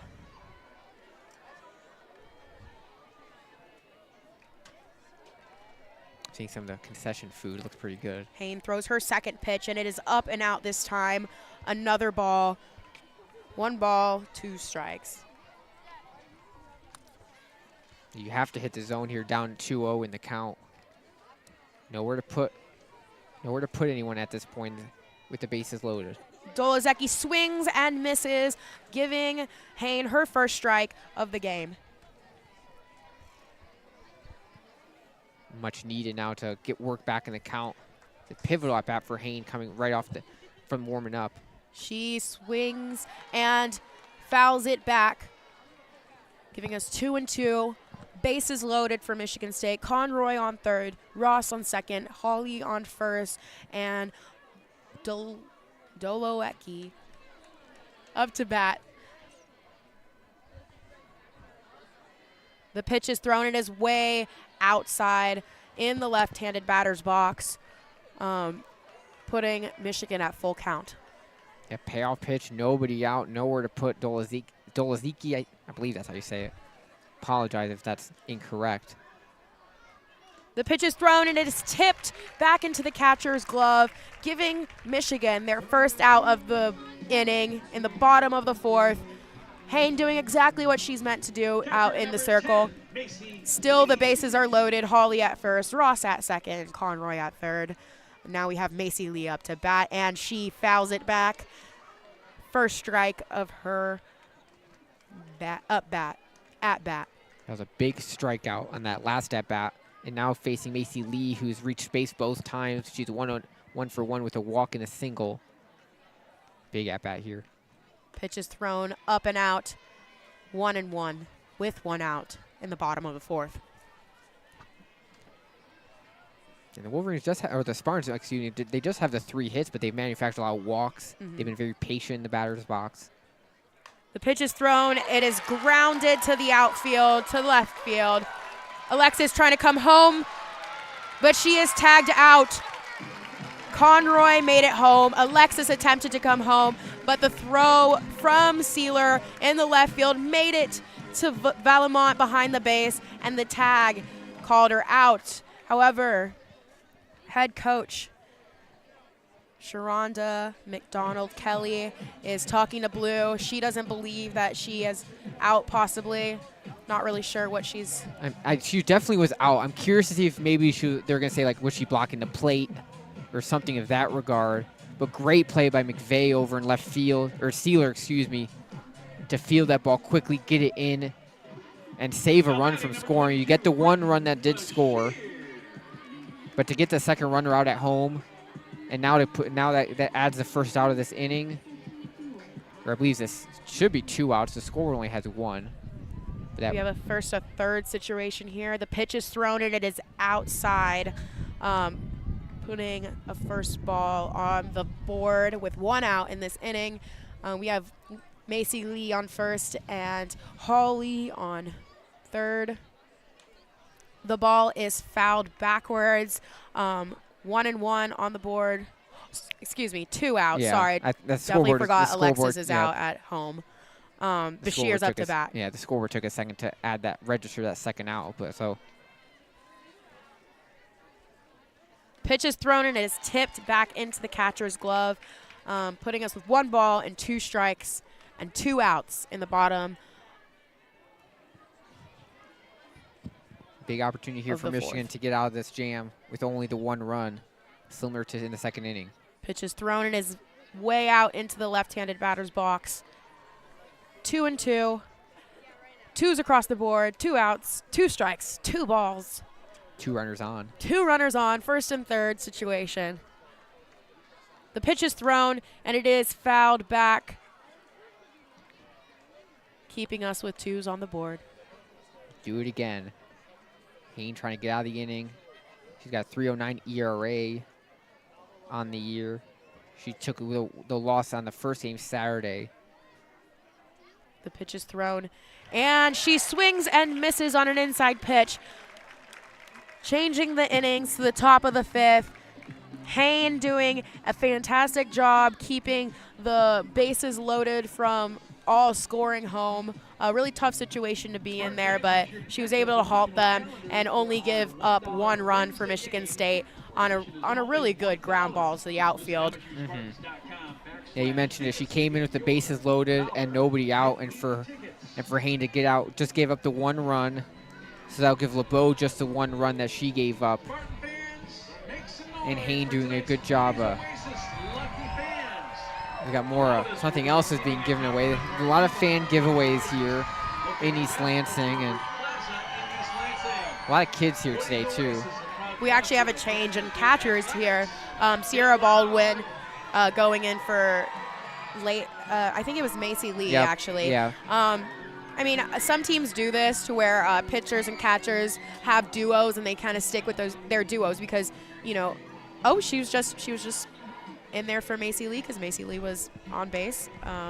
Never mind. Yeah, But some teams do this where each pitcher has a catcher, and they usually don't change them around because, you know, the catcher gets to know how the pitcher likes to pitch, and the pitcher knows, you build that repertoire gets with comfortable with their yeah. catcher. But seems like Macy Lee is behind the plate now, and Sierra Baldwin was just in for her for a second there. And now Kiki Thole will lead off the inning for the Wolverines. She's got the home run in that second inning. And a pop up, I believe, to right field. Yep. Or I believe was it just shortstop maybe? I don't remember. P6. I believe to one of the many plays to that. Faith Gildry pitching for Michigan State. She came in for Taylor earlier. The first pitch is thrown, and it is fouled by Foul balls are Thole. sponsored by Auto Owners Insurance. We ask that you please return foul balls to the marketing staff. Auto Owners Insurance, safe, sound, secure for over 100 years. 0 balls, 1 strike. I like the sponsored foul ball that Now they I got have distracted there. here. Yeah. The pitch was thrown, ball 1. 1 ball, 2 strikes in the top of the 5th.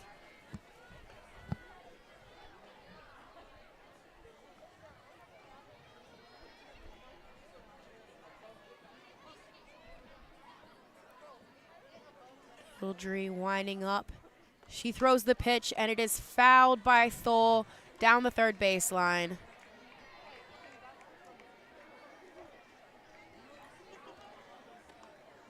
One ball, 2 strikes.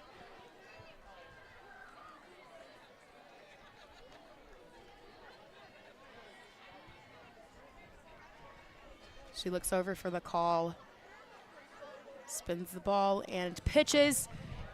The ball is hit over the left field. Another home run for Kiki Thole.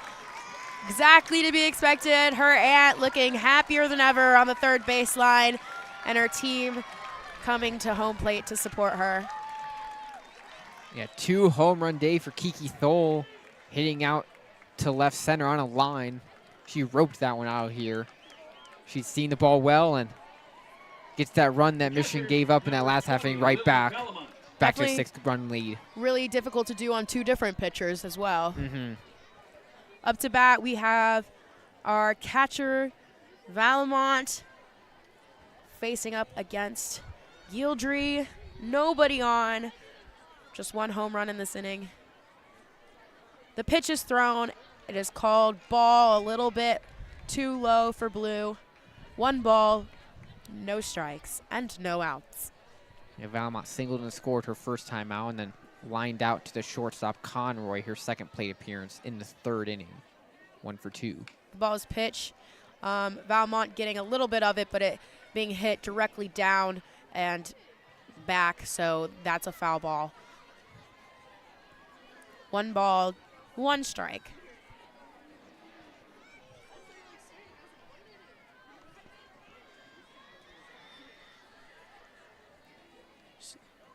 Gildry looking for the call. She pitches the ball. It's down. Looks like a drop ball. It's called a ball. 2 balls, 1 strike. Michigan is now with 8 runs, and Michigan State with 2 in the top of the 5th. The pitch is pitched, and it is fouled up and back. Yeah, fighting that one off in on her hands. Barely got a piece of it to even the count at 2. Looks like she might have hit it with the The knob of the bat? Maybe the knob, yeah. Or like the handle. The handle, yeah. 2 balls, 2 strikes. Valmont forced to battle here. The pitch is thrown, and it is outside in the left-hander batter's box, putting Michigan State at full count. Once again, these Michigan hitters on both sides really been working the counts. Now the count is full here. She pitches the ball inside, and it is fouled backwards by Valmont. She's doing exactly that. She's battling, and she's making Gildry work really hard right now. Which is what you like to see. Really impressed with the way Michigan is playing offensively today. Trying to finish the job here, leading by 6. Gildry pitches the ball. Valmont grounds it to shortstop. Shortstop is able to make that throw to first base, a really long throw deep in shortstop, and Valmont is out at first. And Conroy's done a really good job at short for the Spartans defensively, making a lot of plays. We have Janisa Conway up to bat now. Nobody on, 1 out in this inning, and 1 home run. The pitch is thrown, and it is outside in the right-handed batter's box. Janisa, however, is a left-hander, so that puts us at 1 ball and 0 strikes.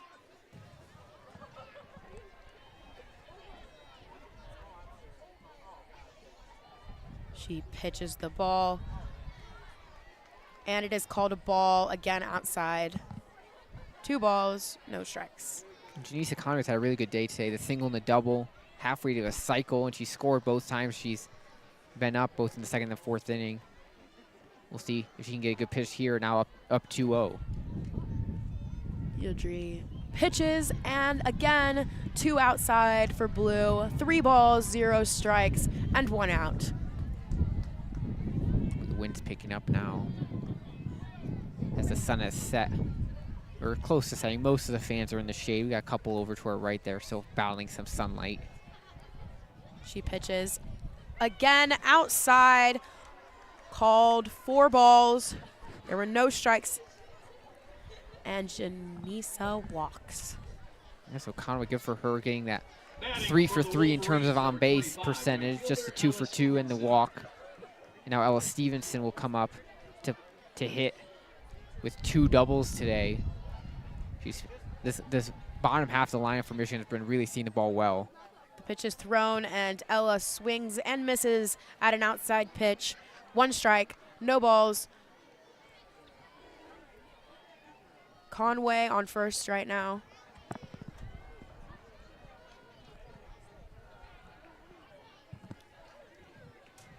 The pitch is thrown. Stevenson fouls it back into the stadium. Caught by a fan. A nice one-hand snag by that fan.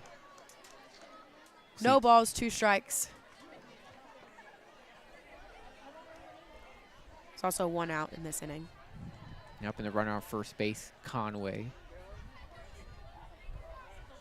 The pitch is pitched, and it is, I believe, tipped backwards by Stevenson. Yeah, I think she got a piece of it, fouled it off, and keep the count at 0-2. Continue to battle here. Conway still at first.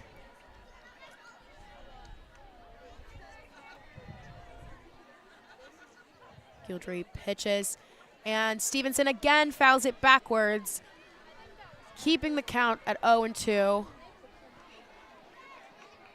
Despite the lack of balls, there have been a lot of pitches thrown in this at bat. And Gidry up to 17 pitches already in just the 2/3 innings pitch total. These Michigan hitters are making her work in her appearance here today. Gildry pitches inside, but it is blocked by Macy Lee. A good slide and block there by Macy, preventing Conway from attempting to steal on that one. 1 ball, 2 strikes. The pitch is thrown. It is hit into the good zone by Stevenson in the right field, giving her first base and moving Conway over to second. A nice opposite field hitting by Ella Stevenson, just getting over the head of Anna Fox into right field. You mentioned the good zone right between Fox and Dolaziki out in right field, and the Wolverines have 2 runners on here with only 1 out, trying to add to their lead, potentially get it to run rule territory if they can get 2 runs here in this top half. We have Ava Costales, designated player, up to bat now. The pitch is thrown. She fouls it backwards and out of the stadium. No balls, 1 strike, 1 out. Michigan has Conway on second and Stevenson on first. Gildry pitches, and it is far outside, putting the count at 1 ball and 1 strike.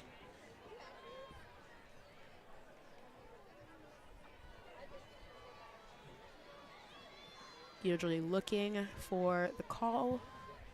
She winds up, spins, and it is up. I believe that was an attempt at a rise ball, but, you know, called a ball still. 2 balls, 1 strike, 1 out. Costales 0 for 2. One of only 2 Wolverine hitters to not have reached base yet today. But she did sacrifice a run homer last at bat. The pitch is hit up, but called foul. Both the catcher, Macy Lee, and the first baseman, Bashir, attempting to catch that one, but it kind of hit, I believe, the fence. It hit it was like going on it was a high pop-up. I believe it like scraped the netting and then hit the top of the railing right next to the Spartan bench. He definitely couldn't have caught that one. No, then. yeah. 2 balls, 2 strikes, 1 out. In the top of the 5th, Gildry pitches the ball, and it is down and inside. Called a ball. This full count now for Michigan and Ava Costales. Once again, working these counts. Now this count is full with 2 runners on, only 1 out. Gildry pitches, and it is hit by Ava Costales to the shortstop. She makes a toss play to third base because there is a force out at third, getting Conway out at third base.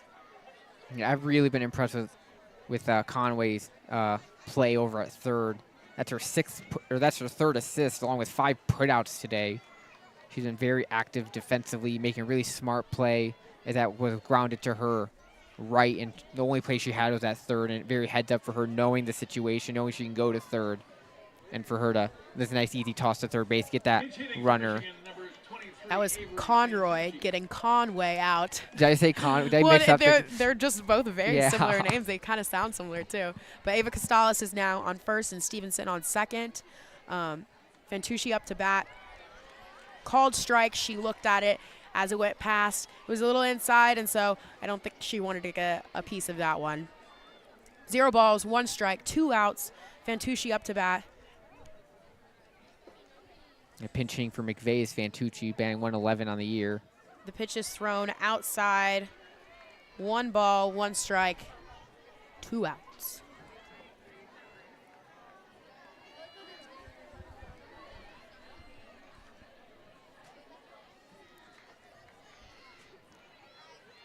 Gildry pitches inside. 2 balls, 1 strike, 2 outs. It was a little too inside. Costales on first, Stevenson still on second.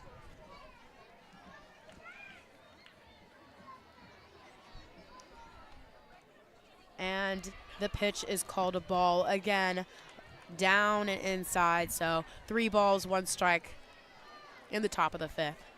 A nice first at bat here for Fantucci. Very disciplined. Mm-hmm. Now she's ahead on count 3-1. We'll see if she can get a good pitch to hit with 2 runners on and 2 outs. Gildry pitches, and it is fouled by Fantucci towards the Michigan dugout. And the Atlanta native Avery Fantucci. I said it should be at a 111 on the year. Got the 4 hits, 8 runs batted in. She's got a chance to add one more to that if she can get a knock here with the count full. Gildry pitches. Fantucci fouls it on top of the Michigan State dugout, giving her an extra life. Full count with 2 outs. And we have 2 runners for Michigan, Stevenson on second and Ava Costales on first. It's definitely getting chillier. I don't know if you could hear, you probably can hear the wind howling into our microphones. Gildry pitches, and it is deflected back from the dirt. All runners advance on a walk. Macy Lee doing her best to make sure that they don't advance more than what is needed for a walk. Holly definitely looking to see if she could have taken home with that one, but Macy Lee was able to get that ball really fast and bring it back. Yeah, and a really good job by Macy Lee, you mentioned it, because obviously that was the fourth ball, but it went behind and holding the runners, but now the bases are loaded for Steeler. Chance to really blow this game open. The pitch is pitched on the outside, but called a strike. Really nice screwball there by Gildry. Yeah, Steeler's a 2-run shot her last time out, and a home run here. Bases loaded for Michigan. Fantucci on first, Costales on second, and Stevenson on third. The pitch is again a really nice screwball for this left-handed batter and called a strike. 0 balls, 2 strikes, and 2 outs. Bases loaded. Yeah, 2 really good pitches, freezing Steeler. Here's the 0-2. Steeler got a cut of that ball, but it was fouled backwards. Definitely attempting to battle here, especially with the opportunity having a full base, or bases loaded. Full base. Their bases are full. They're full of Wolverines. They're full of Wolverines.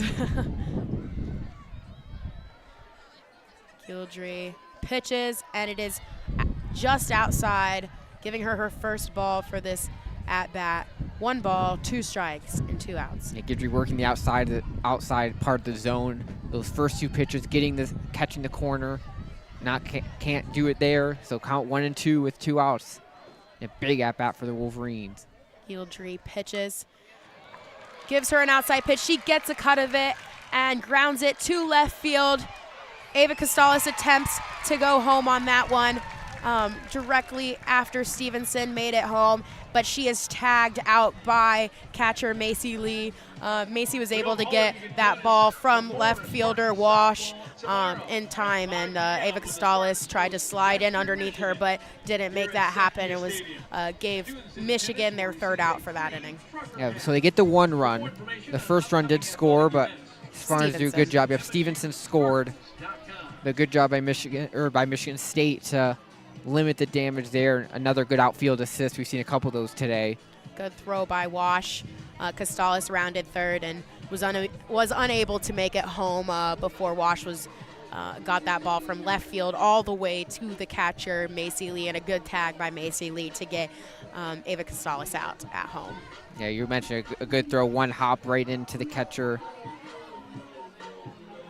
Some fans, there are a lot of fans standing around. I don't know if they're starting to file out or if they're just stretching, trying to stay warm as this gotten chilly here. Temperatures out down to 62 degrees, a 10-degree difference from when I got here just a couple hours ago as we pass a 2-hour mark here in this ball game. And Michigan's done a really good job offensively.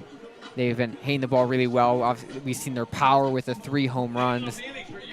And then defensively in the circle, they've given up some runners on base, but they've limited the damage, which is the important thing, especially when you have the kind of lead that you do. If you give up a run here and there, but when you put runners on base and to limit the damage, it's good for the Wolverines pitching staff, and they've done a good job there. As Aaron Hain will head back into the circle after pitching a really good last half inning to get out of that jam that she was brought into. Michigan being pretty consistent on the board here with 9 runs, and Michigan State only having 2. We're now in the bottom of the 5th inning. What do you predict the trajectory of the game will go? It's going to get colder, I know that. But I think if you're Michigan, just just really focus on honing in pitching-wise and get some clean innings and just – as the first pitch is swung, I missed. But I think if you defensively just pitch to your strong suit, offensively just keep doing what you're doing, like work the count, get some good at-bats in, and very true. you put yourself in a good position, yep. Up to bat right now. 1 strike on her, and that was called a ball. It was a little up. Janae Walsh had a strikeout in the first and a sacrifice bunt in the third. That was a half swing on Janae Walsh, but they asked first base umpire Kevin Condor if she did go, and he said no. So that gives us 2 balls and 1 strike for Hain. She pitches the pitch. It is way outside in the left-handed batter's box.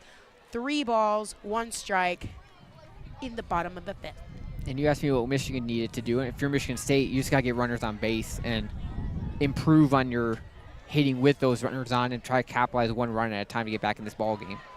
A meatball pitch thrown by Hain, but Wash just looked at it, giving this at-bat a full count. Yeah, I definitely agree. My coach used to say the bats just need to wake up, and I think that's what needs to happen for Michigan State. But Wash swings and misses on that one, giving Michigan their first out in this inning. And a really good job by Hain, falling behind 3-1 to stay composed and to get back ahead, to keep throwing her pitches and going from 3-1 to getting the strikeout in the first out here in the bottom half of the 5th. First pitch is thrown for Allen, but it is called a ball.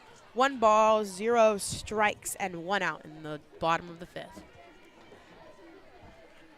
Colette Allen walked and struck out today. Pitch is called a strike. It was inside, but it was perfect in the, I don't know what I'm saying right now. So 1 ball, 1 strike, and 1 out. Pitch is thrown. Nice curveball by Hain, called a strike. Allen seems to be looking at these strike pitches. None of them she likes for herself to get on. Pitch is thrown. Rise ball called ball. 2 balls, 2 strikes, and 1 out. And obviously now with 2 strikes, you can't be as selective as you want to be earlier in the at-bat. If it's near the zone, you got to take a hack at it and try to put in play and see what you can do. The ball is tipped by Allen backwards. 2 balls, 2 strikes. Nobody on for Michigan State.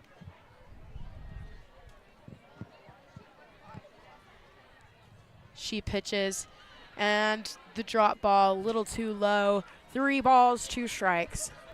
Yeah, that pitch had a lot of movement on it. Props to Colette Allen to lay off on. That's a tough pitch to lay off 2-2. But now she's worked the count full, has a chance to get on base here. She grounds it to third base. Third base taking her time. Third base Erickson throws her out at first. A nice easy routine play by Maddie Erickson. She made it look routine. A nice grounder right to her. Just didn't have to move too much to get in. And fired a nice laser over to Kiki Thole at first for a nice easy 5-3 put out. We have Anna Fox up to bat now. First pitch is slapped just fair and in the green zone to the left fielder, Sealer. First pitch thrown. She was able to get a hack at it as a slap hitter, and she slapped it to the left field. Now she's on first. Yeah, she put it right where she needed to, right past Erickson, over her head, and down the line, down the third base line to get on base with 2 outs. Conroy up to bat now. The first pitch was fouled backwards. No balls, 1 strike, and 2 outs in the bottom of the 5th with Anna Fox on first. Hain goes for her pitch. The crazy spin on that ball, called a strike.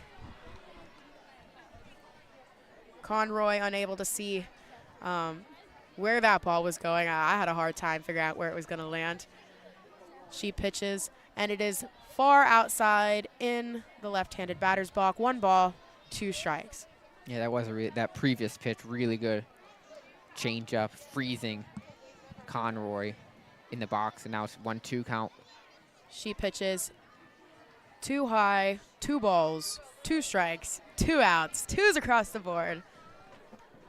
And this is only Conroy's second at-bat. She was pinch hit for in her previous at-bat, but she's back in the box in this time out.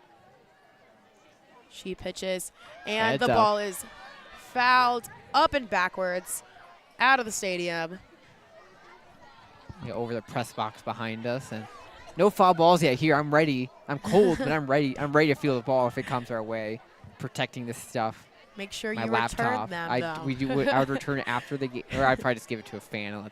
Yeah. I'll give it to that little kid. She already has one though. The little girl next to us. 2s across the board for this pitch, which was attempted to be framed into the strike zone by Valmont, but not well enough for 3 balls, 2 strikes, and 2 outs. Conroy still up to bat, and Anna Fox on first. The Michigan fans who are left definitely wanted that call. The ball is hit to the center fielder, popped up, and she catches it, putting Michigan and Michigan State into the top of the 6th. No runs scored on the board for Michigan State. Pitcher Aaron Hain, did it again. Yeah, Haynes done a really good job in her 2 innings of relief. That was a nice routine inning. Just gave up the one little slap single. Yeah, Hain has a really good spin on her ball, like we've noticed in some of her pitches. Probably the best spin of the game. While Durkowski had a good changeup, Hain has a good spin. I'm surprised we haven't really seen, I don't think, any changeups from Hain. And she has openly said that she likes to pick up the changeup from Durkowski. So I'm interested to see if she'll actually throw a changeup sometime in the game. It's a good pitch to pick up. Yes. Durkowski's changeup is a solid one to add to your arsenal. And as Guidry will return to the circle for the Spartans. She's pitched a 1 1/3 inning, giving up the 3 hits and 2 earned runs and 2 walks. Seems like Guidry is now finding her mojo, especially towards the end of the 4th inning, I believe. No, the 5th inning. The top of the 5th. The top of the 5th. Yeah, she found her mojo towards that end and was able to get out of some really sticky situations. Up to bat, we have second baseman Langford, lefty. Indiana, she's got or Indy as they call her as well. She's 1 for 3, line out, ground out, both to shortstop, and then she singled in her last trip up in the 4th, but did not score. We'll see what she can do here to lead off this 6th inning. Guidry going in for a pitch, just high. 1 ball, no strikes. Indy looking to slap hit, it seems like. And you see Hawley over at 3rd is prepped, and as well Bashir's at 1st. Both the corner infielders are prepped for that slap hit. She slaps, but it goes foul, almost into the Michigan dugout. Alexis Ross playing left center right now. Prepared for that slap. Yeah, and Maddie Erickson, who was hit by a Langford foul ball earlier, telling Indy, hit it forward. Stop hitting it towards me. The pitch is thrown, and it is called the ball. 2 balls, 1 strike. I think that one's a little low. We got 2-1 to Langford. Guidry spinning, and she pitches just outside, putting the count at 3-1.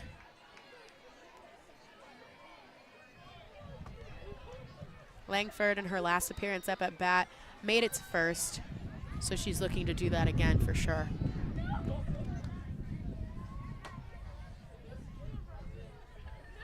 She pitches the ball. Meatball pitch, called a strike. Langford definitely didn't see that. It's hard for a slap hitter to see that. They're running forward as they're about to slap hit the ball. So maybe try and also sell the call a little bit too. He tossed the bat over, try to get the ump to just give you that ball. Yeah. He did not there, and he rung her up for strike 2 and count full now. Pitch is thrown. She slaps it. Shortstop fumbles the ball, and she makes it to first. Yeah, I spoke very highly of Conroy on her defensive effort there. That's a tough play, ranging over to her right, just mishandled it. Would have been a tough throw either way with Langford's speed and the distance that throw would have to cover. But either way, we'll see if they count as an error or not. I believe we'll see what the ruling is officially. But either way for Michigan, they get a runner on base with no outs here in the 6th inning. Third baseman Erickson now up to bat. The ball was called a strike. Just a little outside, but called a strike for Erickson. Macy Lee looking to throw Langford out, knowing she is a big leader. The pitch is thrown, but it's called a ball. It's a little bit high. I mean, Erickson 1 for 3 on the day. A ground out, fly out, and a single in her second at bat. We'll see what she can do here with an even count at 1-1. Gildry goes to pitch the ball, and it is hit by Erickson, but just foul along the left field baseline. Just a little early on that one. 1 ball, 2 strikes, no outs in the top of the 6th.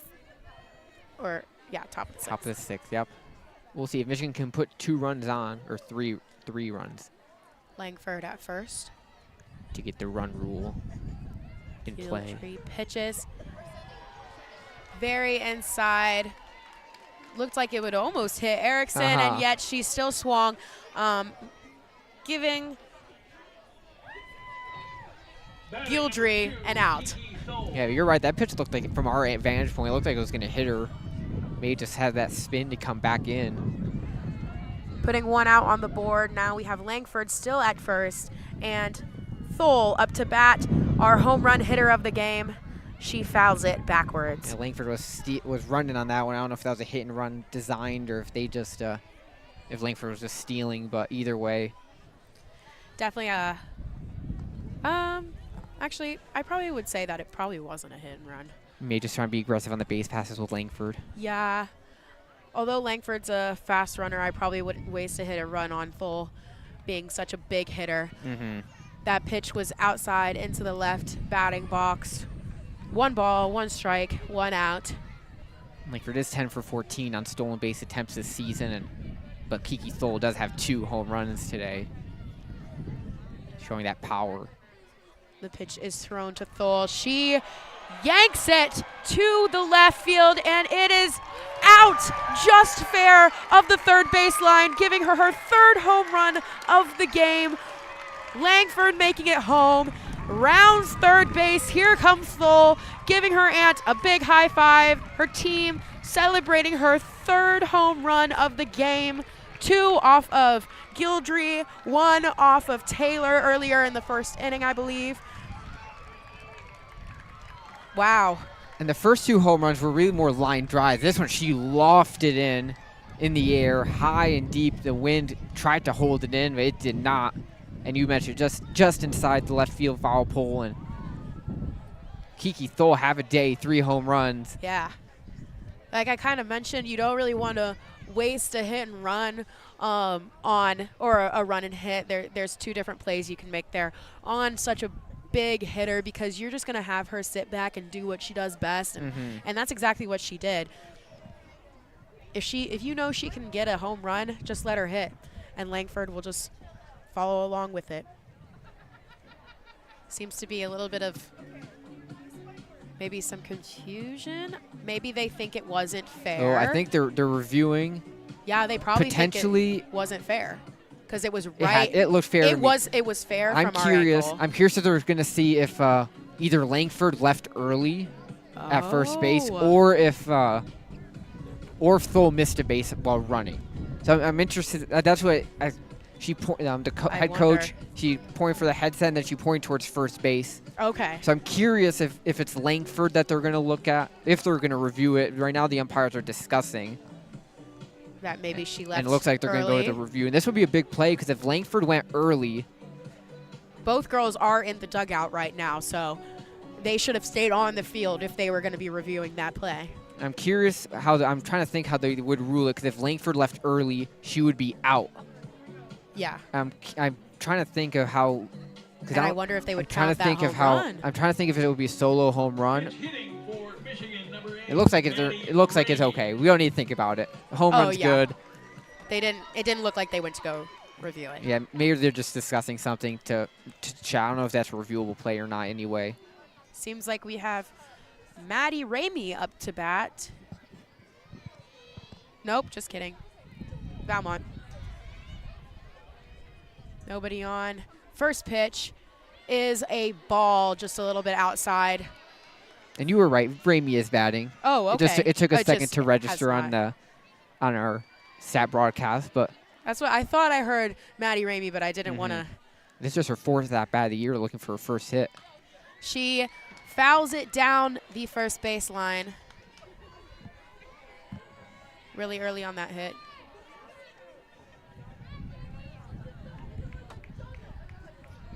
Her first at-bat of the game. It's 11-2, Michigan with 11. Michigan State with 2 in the top of the 6. Gildry pitching for Michigan State, and Maddie Ramey up to bat for her first at-bat of the game. Gildry pitches. Maddie gives a grounder the second, and she was able to get that out at first. 2 outs now in the top of the 6.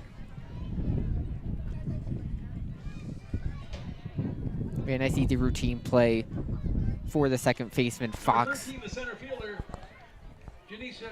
And now Janisa Conway will step up, who's reached base all 3 times today, a double and a single and then a walk. And she scored 2 runs as well. She's had herself a really good day as well.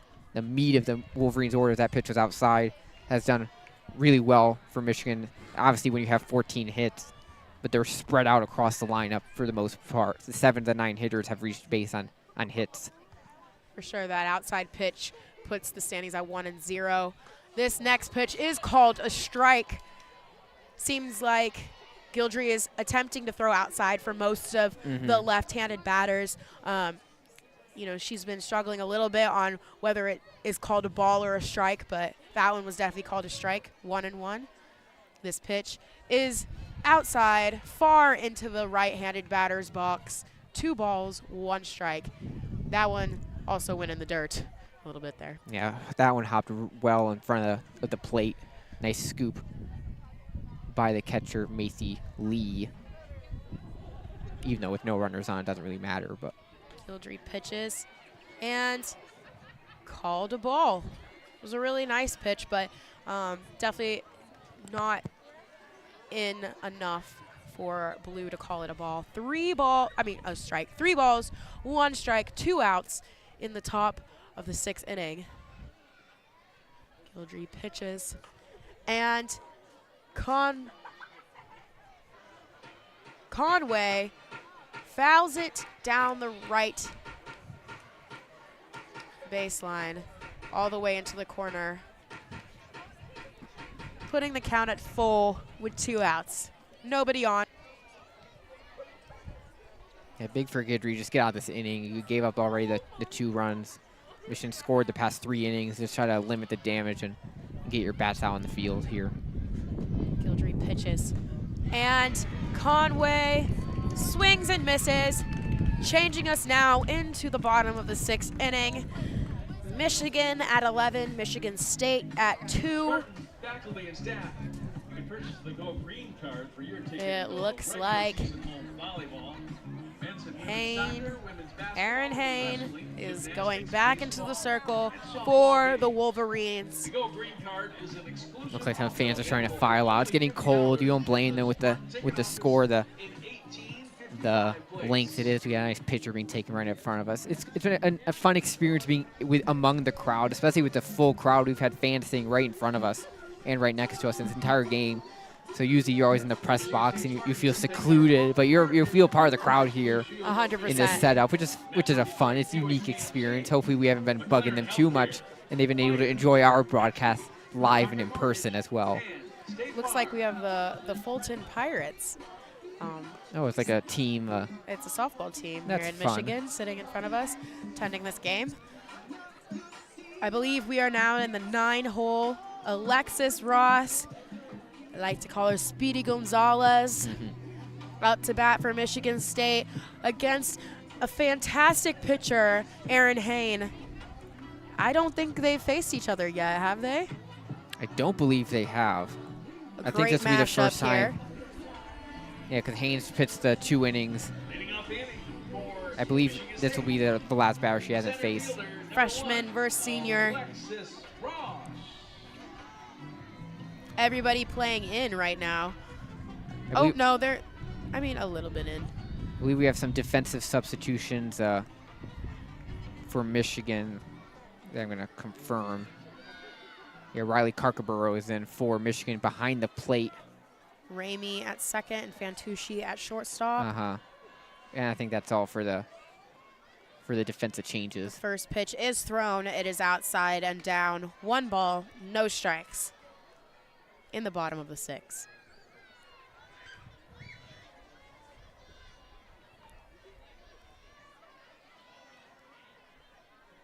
Pitch is thrown, and it was an attempted bunt, but she pulls back in time for that ball to fly by as a ball. 2 balls, no strikes.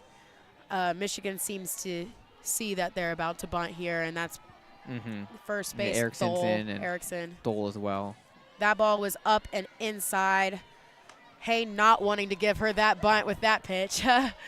3 balls, no strikes, and no outs.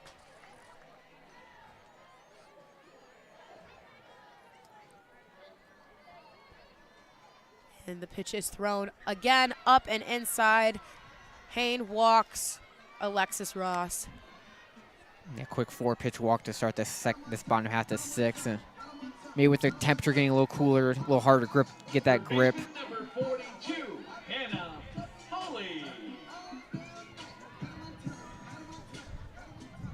All right, Hannah Hawley comes up for the Spartans.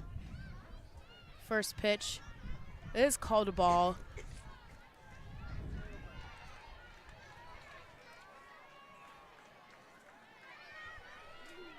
Karkaborough looking to possibly pick Alexis off at first. Next pitch is thrown, and it is fouled backwards by Hawley. 1 ball, 1 strike. Yeah, Hawley just 0 for 1, but she's reached base twice with the 2 walks today, so she's been very patient. Michigan pitchers maybe trying to pitch around her and smart with the success that she's had this year as the Spartans' best hitter. Pitch is thrown, and it is fouled back towards the Michigan dugout. 1 ball, 2 strikes. Alexis Ross still on first base.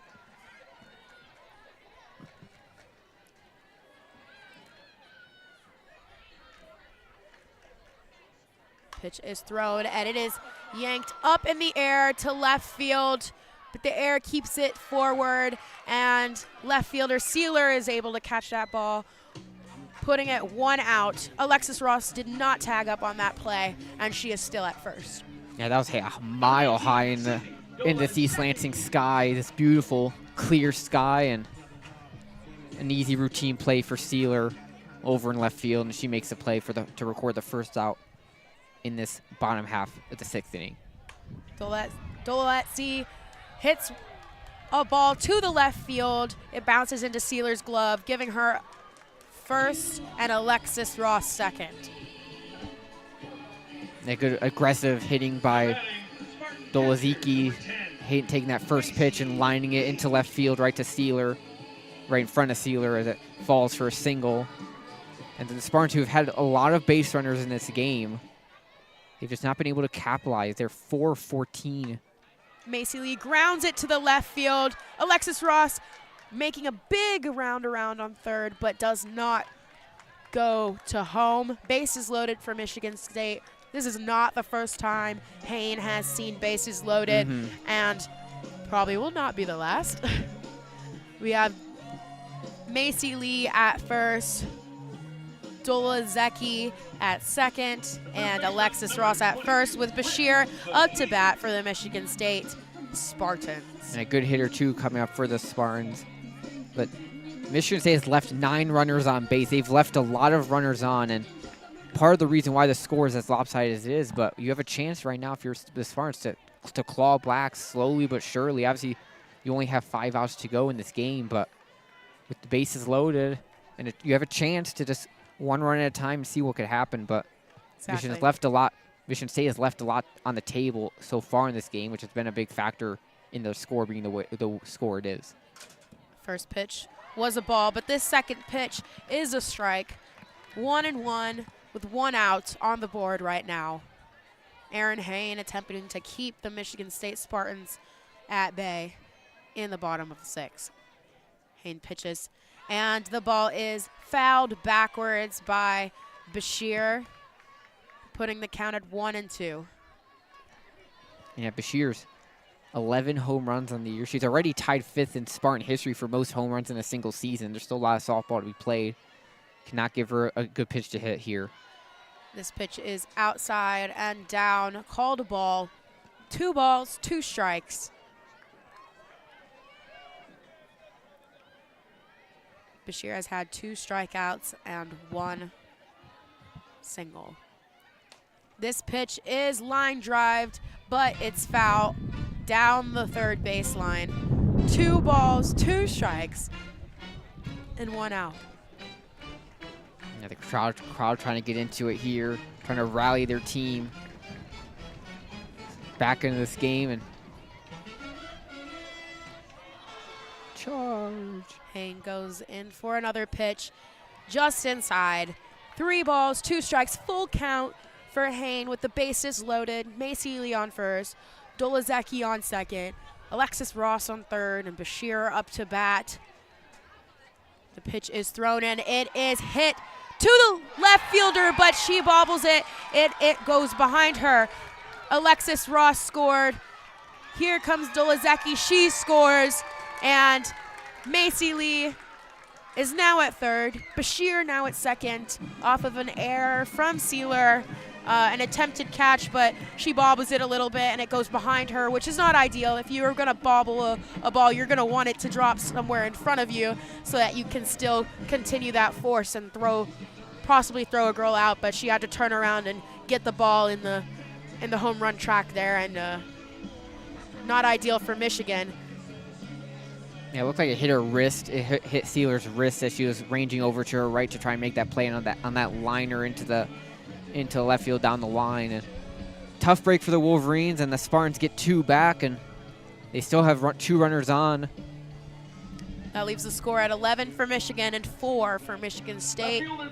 The most runs they've scored in an inning thus far. We have Wash up to bat now, Bashir on second, Macy Lee on third. The pitch is thrown, and Wash fouls it backwards into the catcher's glove. 1 ball. Yeah, 1-0, I believe, is the count, right? That was the first pitch, yeah. But Wash is 0 for 3. 0-1 because she fouled it. Oh, you're right. 0-1, you're right. The board had it wrong. Yep. And Wash is hit by the ball, dead ball. The bases are loaded again. Wash at first, Bashira at second, Macy Lee at third. We have Colette Allen up to bat, I believe. Designated player, number 16, Colette Yeah, Allen. the DP. DP's got to be a good hitter if she's going to be your DP, right? Bases loaded. She's walked since scored. Hain pitches her the ball, and she fouls it out of the stadium. No balls, 1 strike, 1 out in the bottom of the 6th.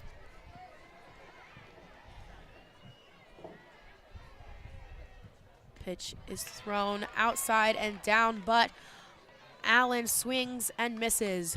No balls, 2 strikes, 1 out. Good job for Hain getting ahead in the count.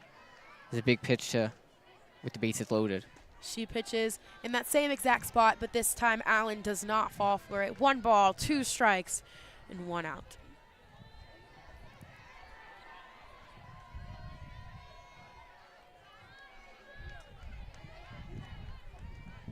Bases loaded, Hain pitches. Again in the same spot. 2 balls, 2 strikes.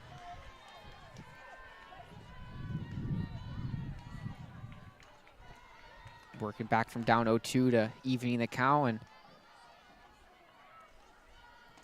pitch right down the middle. Allen does not swing. She is called out. That puts 2 outs on the board for Hain. Michigan State still has bases loaded. Wash on first, Bashir on second, Lee on third, and Anna Fox up to bat, left-handed batter. She pitches outside and down. 1 ball, no strikes. The slap hitter, Fox, trying to get on base for the 2nd time today. She slapped one down the left field line for a single in her last at-bat. She slaps it, but it goes foul backwards outside of the stadium. 1 ball, 1 strike.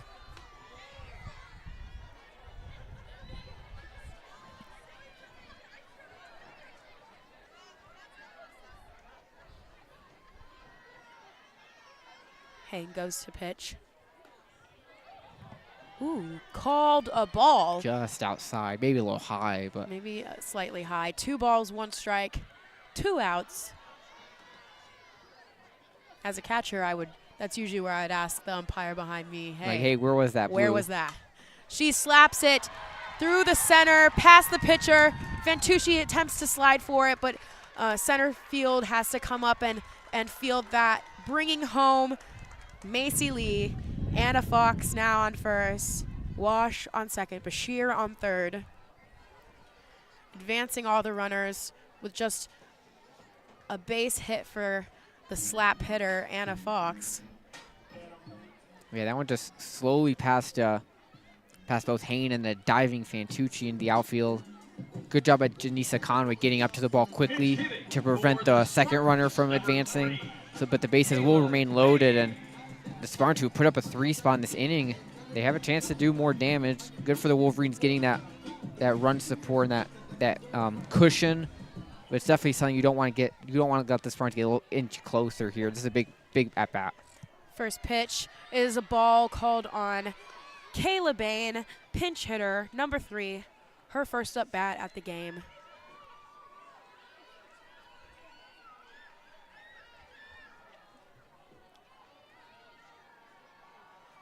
Hain goes to pitch her 2nd pitch.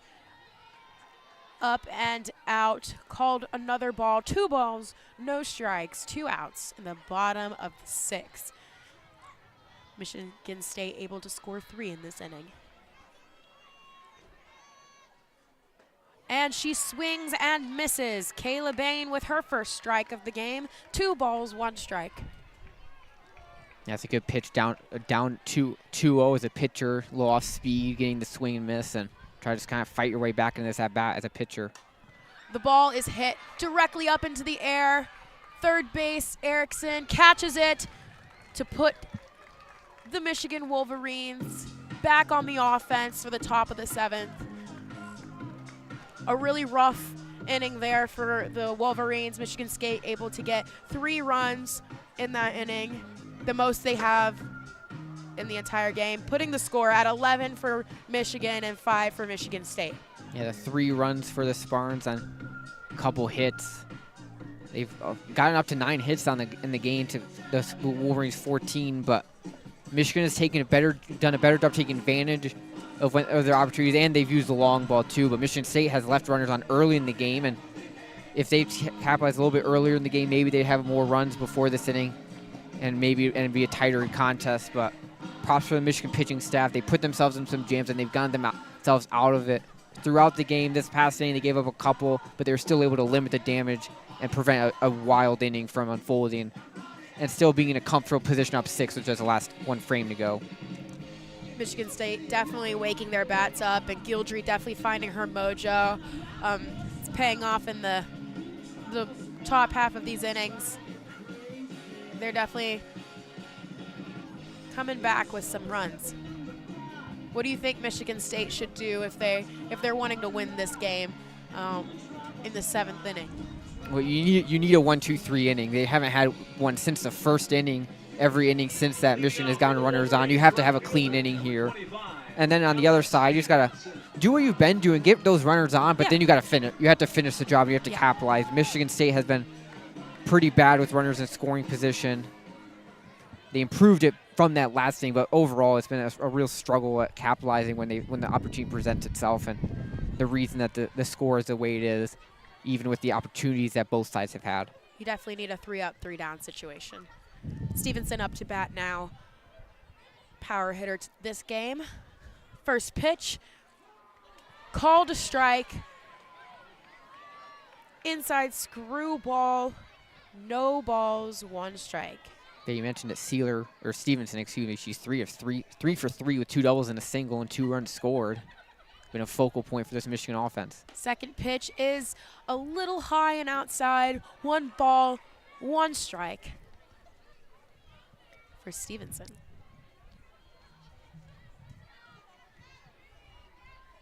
Gildry looking for the call. Spins the ball and pitches. Again, an inside screwball, but called a ball this time. 2 balls, 1 strike. She's really been relying on her screwball towards the end of this game. It's paid off a little bit in the last inning. Let's see if it's going to pay off now. She goes to pitch. Another screwball. It is grounded by Stevenson to third baseman Hawley, and she is thrown out at first. And good play by Hawley, feeling that ball on a couple hops, getting her body in front of it. Easy play, and rifles it over to first and to get that first out. Designated player, Ava Costales. Ava Costales up to bat now. DP. Gildry goes to throw the ball, and it is tipped by Ava Costales backwards for a strike. 1 out on the board, 1 strike, and no balls. Costales has brought her batting average to 333. Only reached on a fielder's choice, though. She is 0 for 3 today, however. She goes to pitch. Strike right down the middle. A meatball ball right there. 0 balls, 2 strikes, and 1 out. 0 for 2, I should say. She did have a sacrifice fly to drive in a run. So I want to correct myself there. Gildry going for her 3rd strike, and it is tipped by Ava Costales backwards, keeping the count at 0 and 2.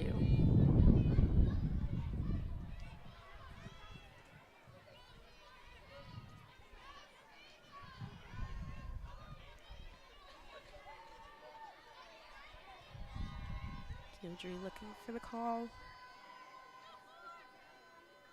She pitches the ball, and it is hit by Ava Costales, but it is a pop-up to second base.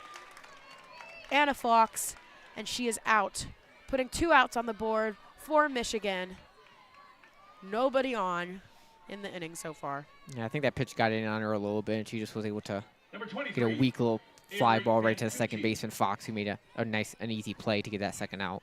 We have 9-hole Avery Fantucci up to bat. She grounds it through past the third baseman. Shortstop dives for it, and it's past shortstop to the left fielder, giving her first base. A nice little ground ball right in the perfect hole for Fantucci between a diving Hawley and Kaylee Bain, who's come in as a defensive replacement for Michigan State. Ellie Sealer. Left fielder Sealer with a home run in the 4th and a single in the 5th and 2nd. Up to bat now with Fantucci on first. Pitch is thrown, and it is outside, but just a little too low. 1 ball, no strikes, 2 outs. Michigan hoping to start a 2-out rally here. Or keep one going, I guess. Keeler pitches, and it is inside. Called ball. 2 balls, no strikes.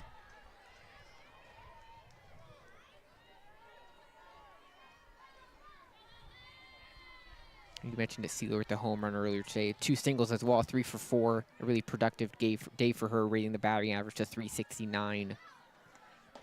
The ball is pitched. Very nice screwball by Keeler here. 2 balls, 1 strike. Sealer having the best average thus far in the game. She's exactly what you need to keep the 2-out rally going right now. The ball is pitched. She grounds it past the pitcher.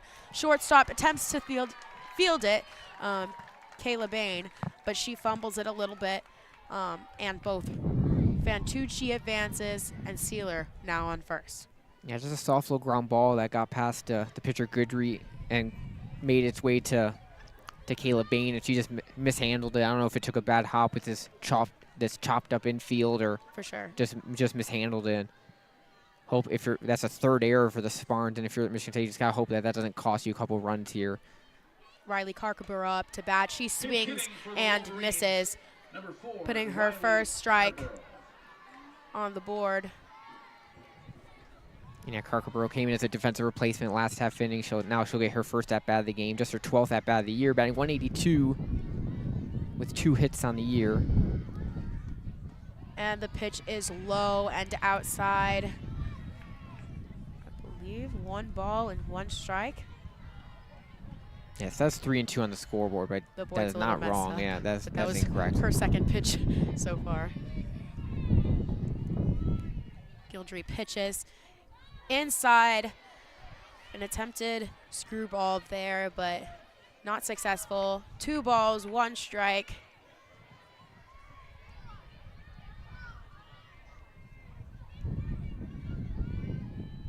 Sealer on first, Fantucci on second. The ball is pitched inside again, but Karkabura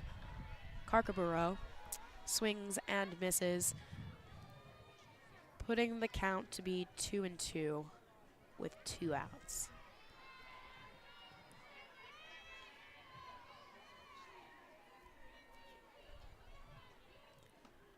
She deflects the ball. Foul ball down the third baseline, giving her an extra life. Yeah, nice job fighting off that pitch, just on the outside part of the plate and just getting a little piece of it to keep her back going, trying to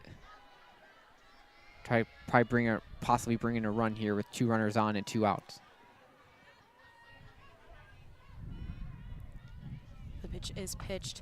Karkabura hits putting us into the bottom of the 7th inning. Michigan 11, Michigan State 5. Michigan unable to get anything on the board for that inning. Exactly what you said. They needed. It wasn't necessarily a 3-up, 3-down, but they prevented Michigan from scoring, which is what they needed for that inning in order to come back in the bottom of the 7th. Yeah, still quite a hill to climb down by 6, but very true. But I've seen it happen before. Exactly. You just have to take it 1 hitter at a time. As we have a new pitcher coming in from Michigan. I believe it is Hannah George. It is Hannah George. She made an appearance over the weekend at Northwestern. Gave up a couple of runs, but this is a good opportunity for her to have a nice clean inning. Hannah George, right-handed pitcher. She's a graduate student from Columbus, Georgia. She graduated from University of North Carolina 2022. And with a bachelor's degree in psychology, and now she's in the School of Social Work at Michigan. Good for her. She's really passionate about mental health for athletes, and so I think that's what she's trying to pursue as a master's degree. Been a really good addition to Michigan's pitching staff for sure. Yeah, good depth piece on this staff, and some of her. She's 0 for 1 in the year, but she with 16 and 3rd innings pitched, gave up 18 hits and 11 runs, only 7 of them in earned, so she hasn't had the most defensive help behind her. But if you're George, and she has 7 strikeouts to 5 walks, if you're George, just have as clean of a game as possible, obviously. Get the job done, take care of business, get out of here this chilly evening with the win, and don't give the Spartans any hope of coming back in this game. Just put things in order. It starts with Alexis Ross, the number 9 hitter for Michigan State. Hannah George is very experienced. She throws one into the dirt in the right-handed batter's box, putting the count at 1-0.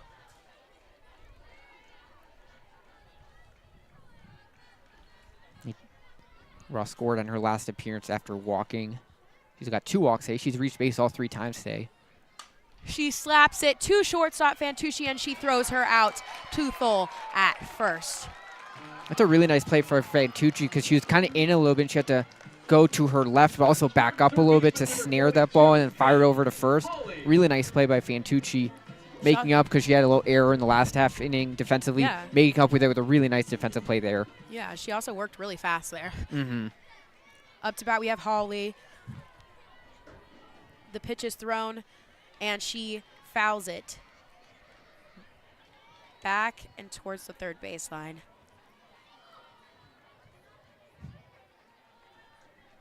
Hannah George has a really fast windup, which is really hard to time as a batter.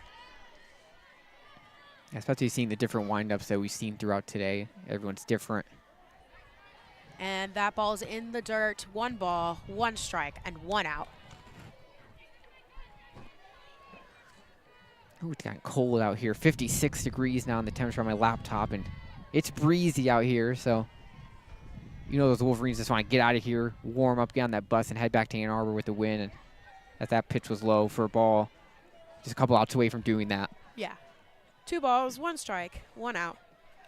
Definitely can't wait to get my Canes after this game. We're going to Canes. One of the few, I think, is the one in East Lansing the only one? It's the only one in Michigan. That's what I thought. Ann Arbor needs to get one, too. Hannah George pitches a very nice screwball there. 2 balls, 2 strikes, and 1 out, forcing Holly to battle.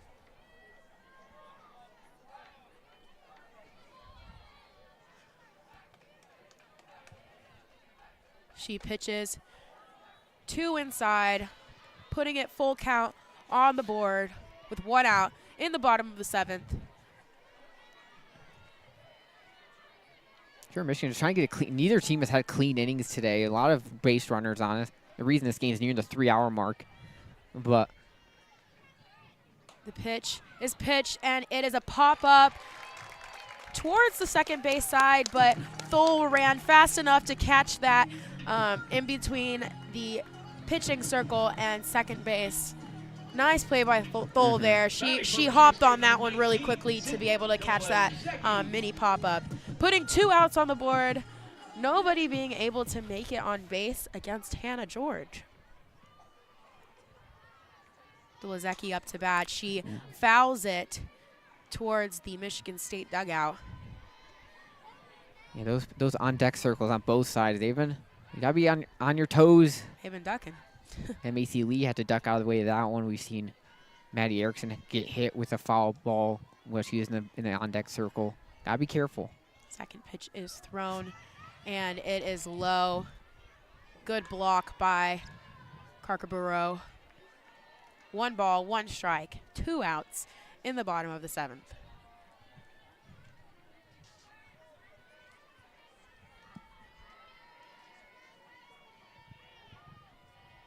Hannah pitches inside, and it is popped up in the infield.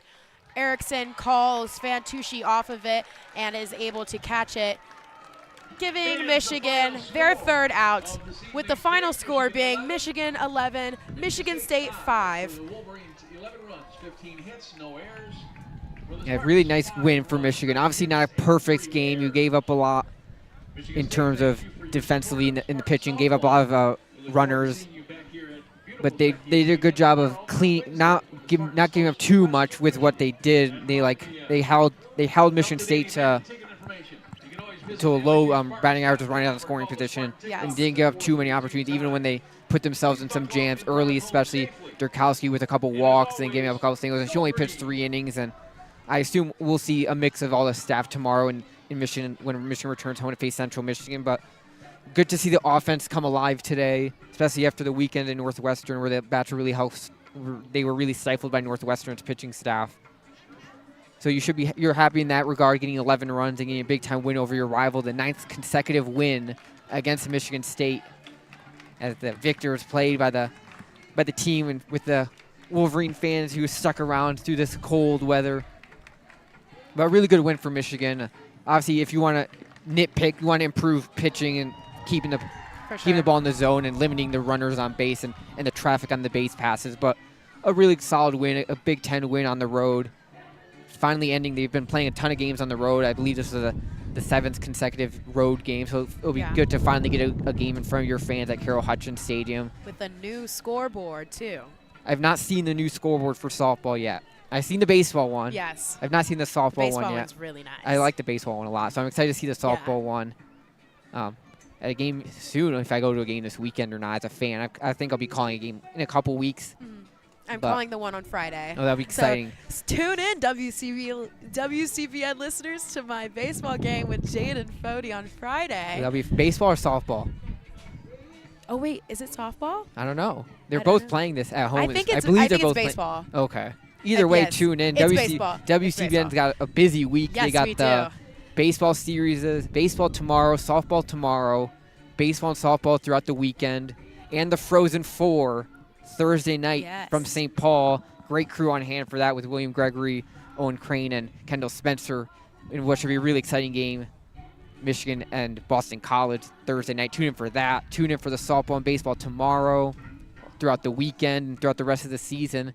As we're in the home stretch of season for both baseball and softball, and for me, for my career as a collegiate student. Sad. Yeah, it's gone by very fast, but this is a nice way to cap off my last softball road game. Obviously, here in East Lansing, a new ballpark, really nice game. Great crowd, even though they've really left quickly. I'll give them that. They were ready to leave, these fans. Yeah. But it's been a fun game, and great job for Michigan getting the win with the 11-5 win, and they did exactly what they need to do.